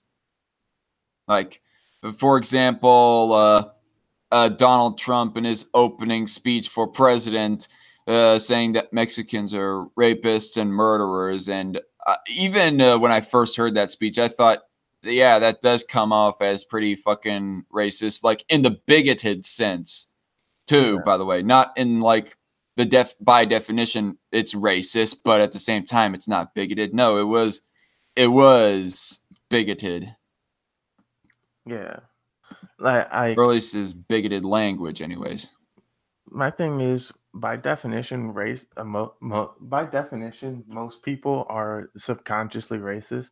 And look, I can admit I have my own racial prejudices. Fucking white people. But Huh. but Ha. you know, but I also recognize that most people aren't maliciously, you know, racist. Not all people are bigots. And I tend to distinguish between the Okay, two because, you know, if I that's call some cool. if I call someone racist, I'm not always calling them a bad person. And I'm not always trying to call them a bad person. I'm just I've saying, hmm? I honestly kind of feel like that's the type of thing that Owen is doing whenever he calls somebody a racist. Is that always it's a bad person type of he's when he's calling somebody a racist, he's calling them at the same time a bigot or a bad person or whatnot. Yeah, I think that there's a certain nuance to I think there's a certain nuance to racism that I think he's missing. And I also think that he is Okay. I think he's also very concerned about moralism, about being perceived as the more moral person than being just understanding. Like, I'm gonna shut down someone who says something that offends me, yes, but I'm not. But see, I understand that not everyone is at the same, knows the same or understands the same things I do. And while it Mm. may not necessarily be my job to educate people, I will do so if I feel that it is worth my time. All right. Like educate them on racial statistics of a given country and stuff like that. That and most for me, it's mostly about educating them on on cultural, Yeah, uh, on the culture too. yeah, why certain things may be acceptable and why things may not be acceptable from Mhm. in certain cultural circles. And I guess this will kind of make us segue onto our next subject. I don't know if we'll get to everything that I wanted to get to because it's approaching 8:30 here quickly, but leftist Twitter drama. There's a Ah, there's a whole bunch of drama on left Twitter of where who can be the biggest moralist or whatever, like calling each other out for daring to associate with these people that we may perceive to be bigots or whatever. I may be thrown in the metaphorical gulag for saying this, but I do think that the left has a significant problem with moralizing when instead of actually being valid advocates for social justice. I think there's a lot of virtue signaling. You social justice warrior. I think there's No, no, I'm joking, but go on. I think there's a lot of virtue signaling and illegitimate criticisms that leftists throw out. For example, um, they dogpile people when they like to dogpile people when they like to dogpile people when they say something problematic, like really, really problematic. I'm like, yo, not everyone deserves to have the full weight of the entire left thrust upon them just Hmm, because they said something dumb, ignorant, or outdated or tasteless, whatever. You right. know, it's it's annoying. I think one of Tasteless, my like a tasteless joke. Yeah, I think one thing that upsets me particularly is feminists. Like, I very much view feminism as a very bourgeois liberal um movement, and to see so many leftists, ID as feminists and behave and channel feminist rhetoric, it can be a little annoying because because they lack certain nuances. Like, I think one of the most irritating things I think one of the most irritating things that I experience from feminism is white women who constantly uh who say, shit like men are trash and whatnot when they benefit from the exploitation of 90% of men on this planet. Like, Hmm. it's in particularly them, it annoys me because they're among one of the most privileged and protected people in this country now. And so I'm just like, okay. Well, I'm trying to apply this more to call out culture than any actual conversation on politics, on any substantive issue or anything like that. I'm thinking of more like call out culture. Like, for example, when Christy Winters not too long ago called out Claudia Brown for daring to be friends with Shoe on Head, who dares to be friends with Lauren Southern, which both. It's safe to say that I dislike Lauren Southern. You probably flat out hate Lauren Southern. And Shoe on Head, I would say that she has a bad taste in friends to be friends with Lawrence Southern, but I'm not gonna be doing this moral dick waving against Sean Head for that. Much less am I gonna be doing this moral dick waving at Claudia Brown for daring to associate with the person who associates with Lawrence Southern. But Yeah, Christy Winters wants to go to that extent. Excuse me. actually, that reminds me. While I don't personally like to publicly speak ill of Owen, this is a problem he Yeah, has in I'm not particular. gonna particularly ask you to, but if you want to, go on. This is a problem he has in particular that annoys the hell out of me. Like, one of my friends, and this actually really upset me because when I heard it, one of my friends who's friends with S Man was told by Owen to publicly uh to like condemn Owen for the shit that he did earlier today. I'm like, see, what you're not about to do is is pressure my friend into this into involving himself in something that he doesn't that doesn't concern him. And I'm just like, I don't it's kind of control, and in my opinion it's really controlling. like Yeah, like oh no, I'm associating with someone that you don't like. Okay, that's yeah, that that's your problem. I you can that's the problem that both me and S-Man have been largely having problems with him on as of recently, is of how much of a controlling piece of crap he's been. and see, like, you know I like that, I'm one of those people that will tell you, hey, I don't particularly like this person. And this is why. But I'm not gonna be like, you really can you like not talk to this person ever? Because you know, I try to avoid that shit, especially since I know that I used to I had friends who used to manipulate me, try to say that I was controlling simply because I told them that I didn't like that they were associating with Nazis. So I stopped doing that I stopped doing that entirely. And Well, just as I will say that I don't like it, but I'm not going to make demands that they stop associating with them person like Boomer, stop being friends with Owen, damn it. I'm not going to like do something like that. I mean, but in all seriousness, I do think that people like you and others who I will not mention by name are kind of doing yourselves a bit of a disservice by calling Owen a friend. I don't even see the friend qualities in him, and I would advise that you stop being friends with him. But I'm gonna not gonna make demands that you definitely don't do it.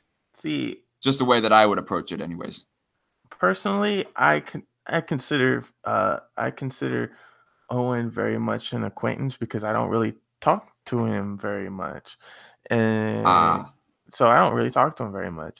Uh, but at the same time, I recognize that there's a lot of good in him, and I respect him for a lot for some of his positions and some of and you know hmm. being a caring person when he wants to be. But I do recognize that he suffers from a particular problem that a lot of libertarian leftists have, and that is trying to control who people associate with because that other person may be problematic.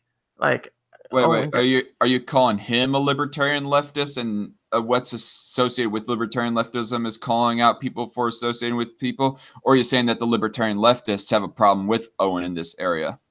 I'm calling him a I'm calling him a libertarian leftist and saying that is a problem that libertarian leftists have because they Um, I don't know. It seems kind of pretty authoritative if you're going to be a bit of a control freak with who people have as friends and whatnot. oh, I'm much more authoritarian than him. That's the thing. I I mean, cons- I don't know. I guess this is like a past issue, but considering the fact that you want nationalism versus the fact that he wants open borders, by definition, it does make a person a little bit more authoritarian than the open borders advocate, Yeah, but I do think that but not necessarily completely more immoral or anything like that. But go on. I think that he has he has gotten mad at me for continuing to associate with him even though I'm Oh boy. you know not going to talk about that. Just I'm No. just It's going it's fine, and I'm not gonna ask you or anything. But yeah, I mean, I don't even, if I may add my own 2 cents, I don't even see you guys interacting a whole lot. Like I think it might. Never mind. Go on.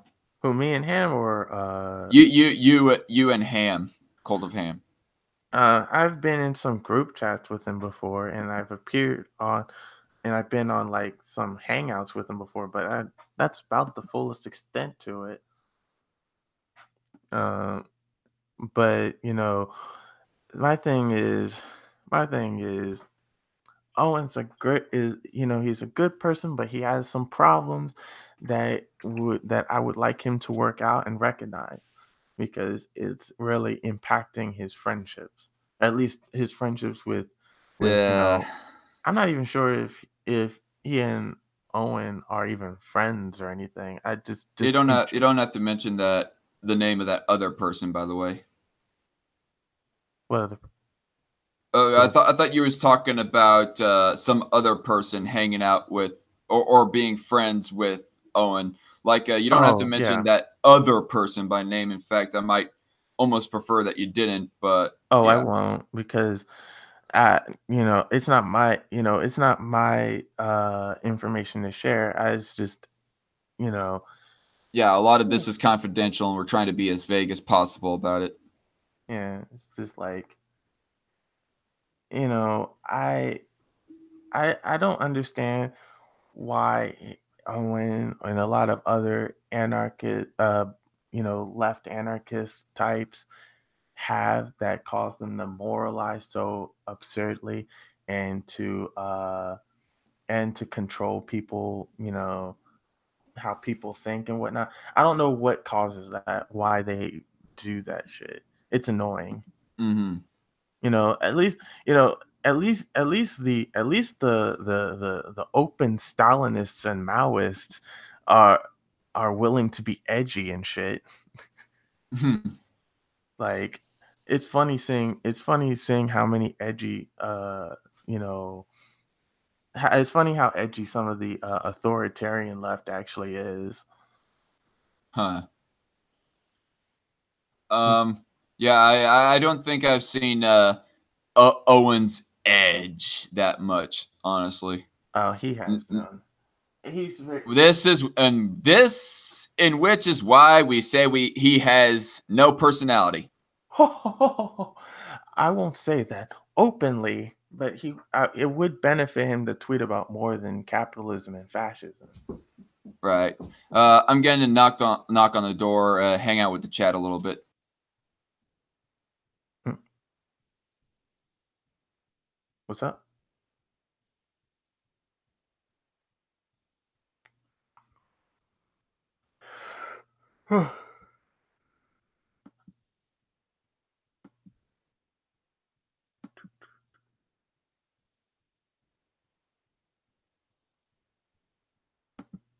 So anyway, sorry, that was my sister. Uh, All right, cool, cool, cool, cool. but something as a few other subjects that I want to like mention before we start to do the wrap up on this. Um, like we mentioned Hawk, for example, him LARPing as a socialist or something like that. Yep. Like you think that he's not being legitimate in his socialism or whatever? My position officially is that he is sincere in his belief that he is a socialist. But his But his positions are so he's it's so reductionist. He believes that the only thing that there really the only criteria that there is to being a socialist is worker ownership of the means of production. But it's much more than that. It's active. It involves okay, anti-imperialism. It involves, all that stuff. And see, his foreign policy is whether he's willing to admit it or not, his foreign policy positions are extremely imperialistic. So for him to sit down and call himself a socialist is kind of insulting. It's that's one thing that I did not really ask him about on my stream with him was his interventionist and military foreign policy positions. they're really bad.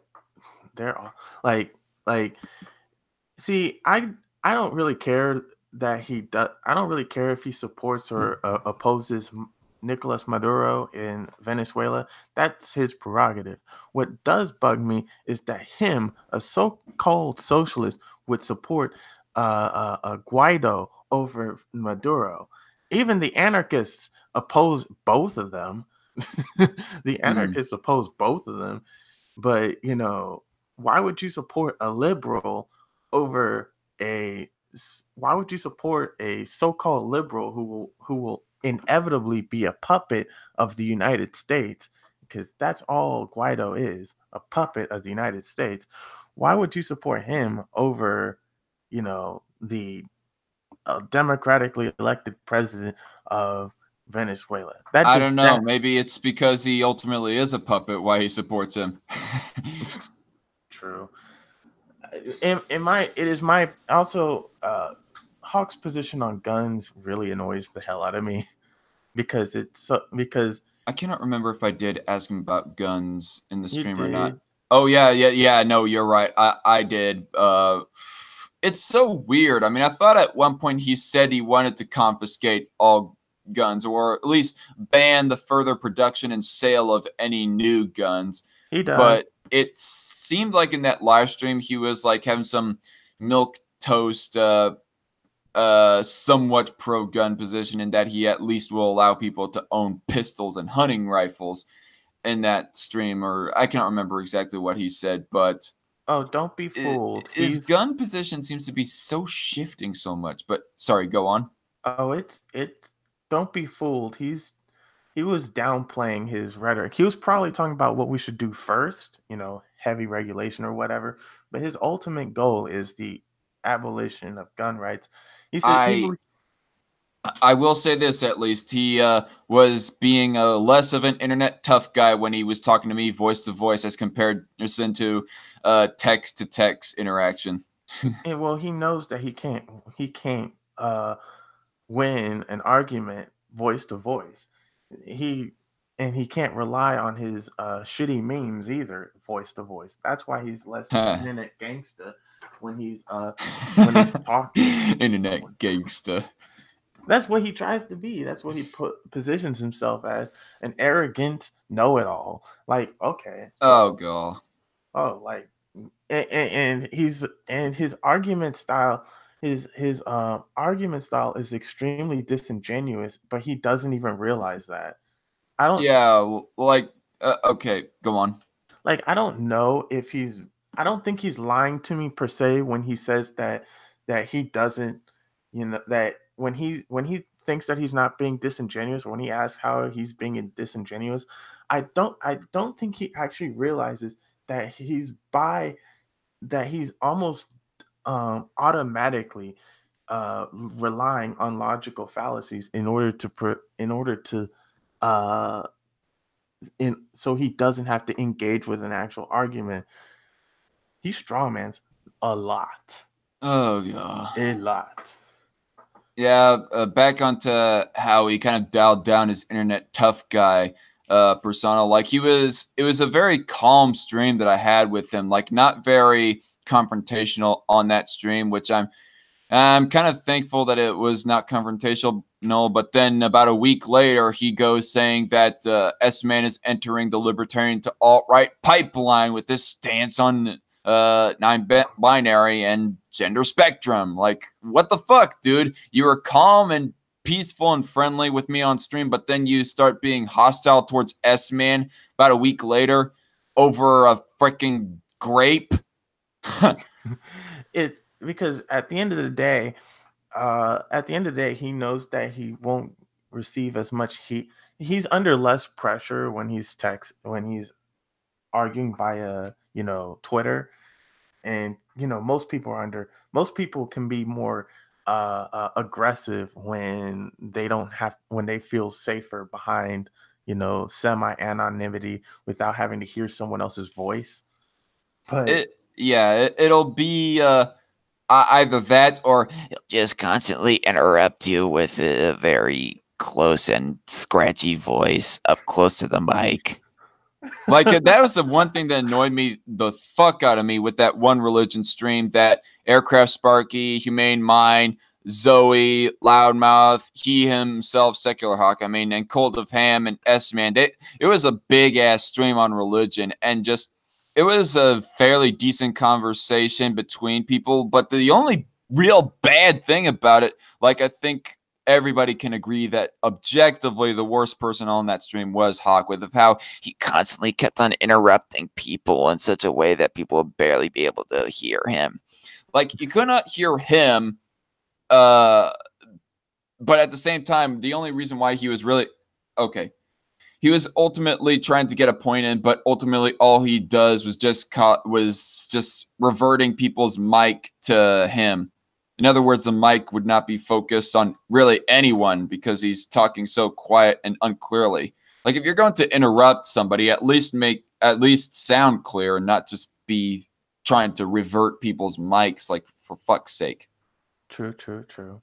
Well, but I love how when I say I like before I started becoming unironically supportive of Nicolas Maduro in Venezuela. Even before then, Oh boy. I was still very against American interventionism in Venezuela, and he's like, "Oh, so you support a dictator now? Wow, you stand." That's why in my group chats I started standing for Joseph Stalin and Mao Zedong because I knew it irritated him. Okay, so you're gonna Right. say I stand for dictators? Let me show you some real fucking dictators. Oh And yeah, which is thus why there was the one comment made saying that not bulls are all right, and then he takes that out of context, mean that you're unironically thinking that uh, nationalist Bolsheviks are cool when really you're just being sarcastic. exactly, I That's what I think was trying to get down to the bottom of, and then he just kept on bullshitting about it. But yeah, go on. yeah, and see his issues like he can't be wrong. Like in his mind, he cannot be wrong, and it's irritating because he then starts making up how your argument is. He starts distorting your argument in order to what's it called, justify his position. Oh, so I oppose gun control, period. Oh, so you support innocent people getting murdered. No, I don't. I think bad people should be murdered. But hey, I don't believe I think that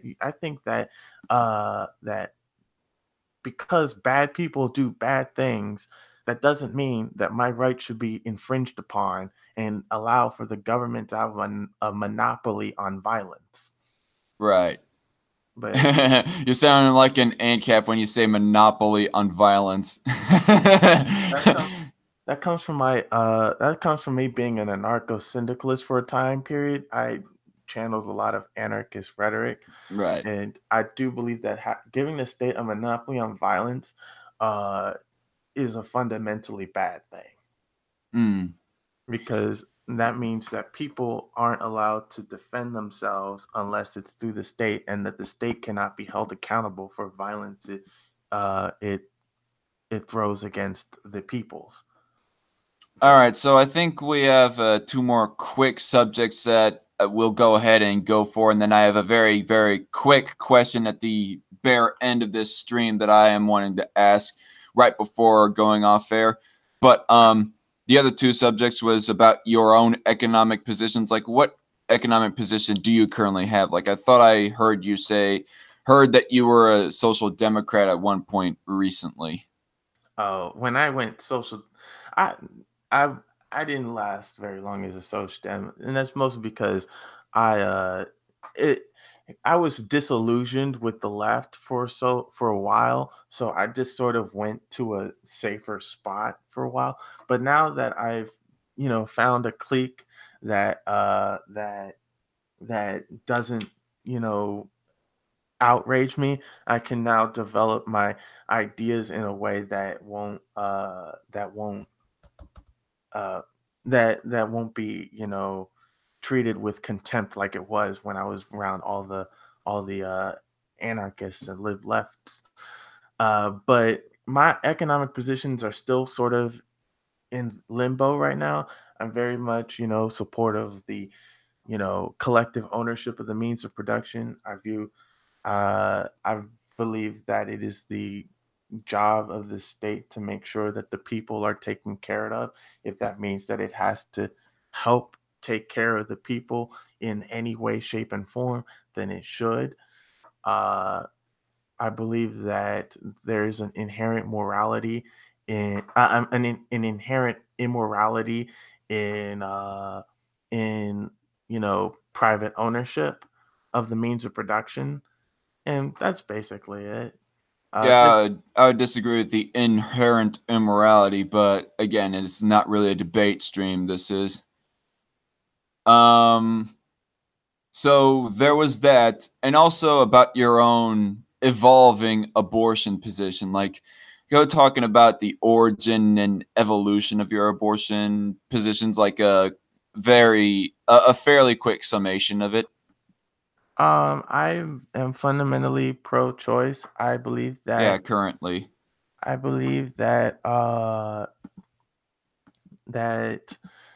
if you are pregnant and you do not want to have this baby, that it is your choice. I believe that the father, if the child was conceived under moral and legal it was conceived under legal and moral conditions, then the father should definitely have at least some input. His word, that the mother should at least take into consideration his position before getting an abortion. But at the end of the day, Okay. it's her choice. I also believe that, but I do not like how abortion is seen as a moral good. I view it as a moral neutral. I see it as morally neutral. Yeah, I would disagree with the whole morally neutral thing again. Um, but is it safe to say that when you were originally first introduced to abortion that you were pro-life at that point? Um, I don't think I was ever strongly pro-life, but I never felt comfortable with this idea that a child should be terminated before they have a chance to experience life. But I do Mm, understand, because, and I also, and one of my more recent, my more recent realizations about a lot of pro-choice activists, they like to make black women the face of it, and that's never set well with me because it right. has a eugenicist vibe to it. Yeah, I heard you say that on a stream once. I Yeah, think that might have been the last stream that you and I were on together. But yeah, maybe. but yeah, that was a good stream. That was a good stream. And look, I've always looking back on the I can remember very clearly and explicitly the origin of my own beliefs. Like when I was first introduced to abortion, it was like at a pro-life convention. And actually, I don't know if it was like explicitly a pro-life convention. I mean, it might have been a political convention just in general. And my mom was like assisting with one of the stands, and I think it was like the a pro-lifer stand, and I saw like the picture of one of George Tiller's victims, and I will put it that way, victims, laying rested on the bed. And I was thinking to myself, who would do such a thing? I was asking my mom, Mom, what is this? Who done this? She got on explaining, and honestly, I had like a cold, deep-seated hatred for George Tiller at the moment. But then I got control of myself later in life. My feelings for the man. I mean, I guess it developed into more of a pity than an actual hate. But yeah, when I was first introduced to abortion, my thought was not which verse in the Bible does it say that abortion is a sin, or it wasn't it also was not, oh, I want to control women's bodies for the sake of controlling women's bodies and so on and so forth, or hey, this is the perfect wedge that I can use for justifying controlling women's clits or whatever. Yeah, I No, think that the origin of my belief was I don't want these babies dying. Baby killing is wrong, and that's really it. Sorry, go on. I think that leftists are being a little bit disingenuous when they assume that all or most pro-life positions are again are just an excuse to control women's bodies, or those who are, to control the pregnant person's bodies. I Yeah, think that's a little bit disingenuous. There are they those people, they but basically have nothing else to go off of. Go on. at the same time, think that I do think that that there are a faction of people who do try to use that to control a Right. pregnant I mean, person's body. I won't deny that there's a section of the pro life community that's looking to just use it as a wedge for controlling women. I mean, that's something that I tried to annotate in my debate against Owen, but did not really have a word in edgewise to do it. But you were saying? I do also have a problem with certain pro-life people being so adamant that a child should be born, but then support policies that makes that child's life miserable. Like children born in working class families, just because they're born doesn't mean their life is going to be going to be, good. Like our government butchers education in terms of its funding and its structure. We butcher health care for children. I think that there's no if we can't have universal health care, there should at least be systems in place where nobody should have to pay for their children to go to the doctors or whatever. That children Okay. should be in the I think all children should be raised to a point where they can compete on equal grounds. But I don't believe that all children are on equal grounds, right? I think that children from middle class backgrounds will have more opportunities than children from from poor uh, lower class backgrounds. Know what I mean? Hmm. I mean, I think that those subjects are kind of different topics on their own for a different debate, but ultimately, if I was to like put forth my own moral prioritizing, I morally prioritize that I would rather have less abortions than this ain't very libertarian of me, but I would rather that welfare increase than abortions increase. It's how I prioritize my own morals. Yeah, that makes sense. I think that people are less likely to get abortions if they feel like they can economically, if they feel like they can take care of their kid, if they feel like there's like the economic conditions in which they live are makes it near impossible for them to take care of that child, they're probably more likely to get an abortion. Hmm.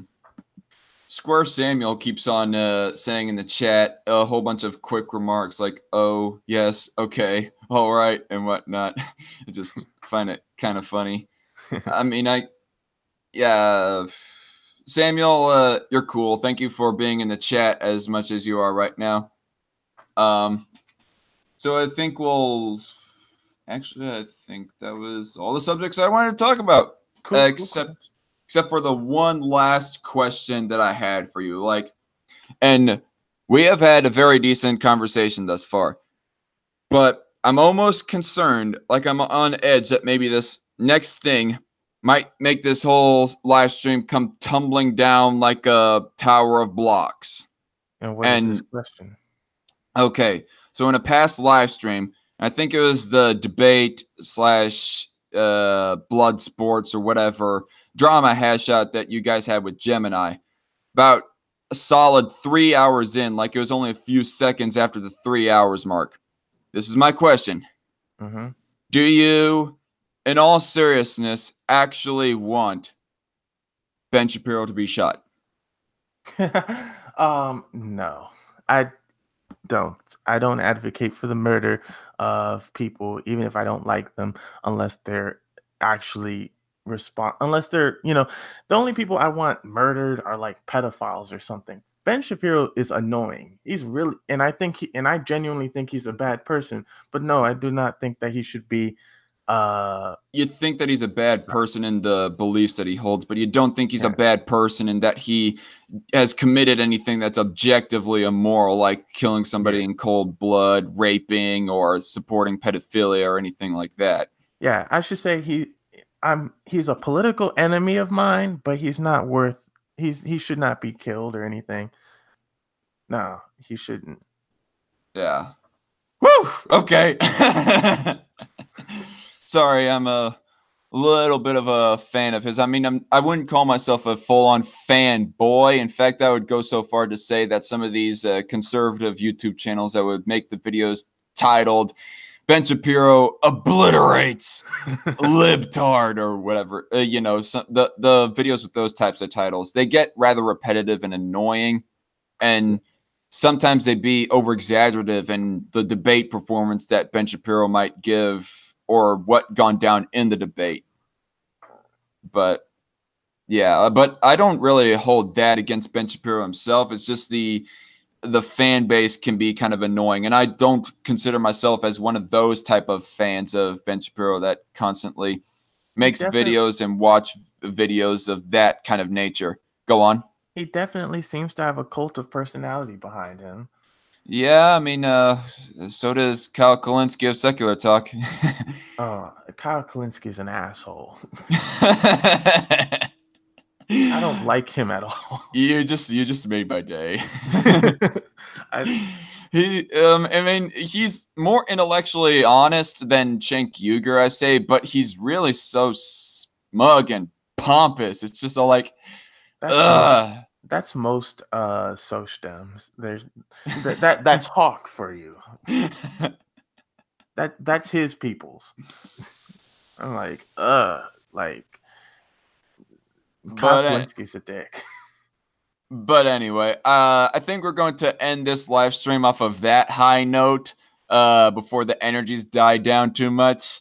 Taylor, is there anything that you want to say in closing of this live stream? Thanks for having me. And Stalin did nothing wrong. All right. So yes, Taylorism, Marxism, Libertarian, Stalinism, Cultural Boomerist, whatever name he be going by next week. just Taylor. Thank you for coming for this interview live stream right here. It's been fun. It's been enlightening, and it's I guess kind of changed my mind on a few things, like especially on language codes and how racism is defined and so forth. So you definitely give me a lot to think about, good sir. Thank you. And I had a good time talking to you. All right. So enough of the dick sucking right now. So for all of you who have watched, thank you for tuning in. And for all of you who will watch this in the future, Thank you for watching as well. And as always, I am Zach, the Dark Conservatarian. This has been Strike Force. Have a good night. See y'all later. And check out my live stream that I'm having on Tuesday, 7:30 p.m. Central Standard Time with the dawn of Two Plebs Talks News. That should be another interesting live stream interview. See you then. See y'all later. God bless. Good night.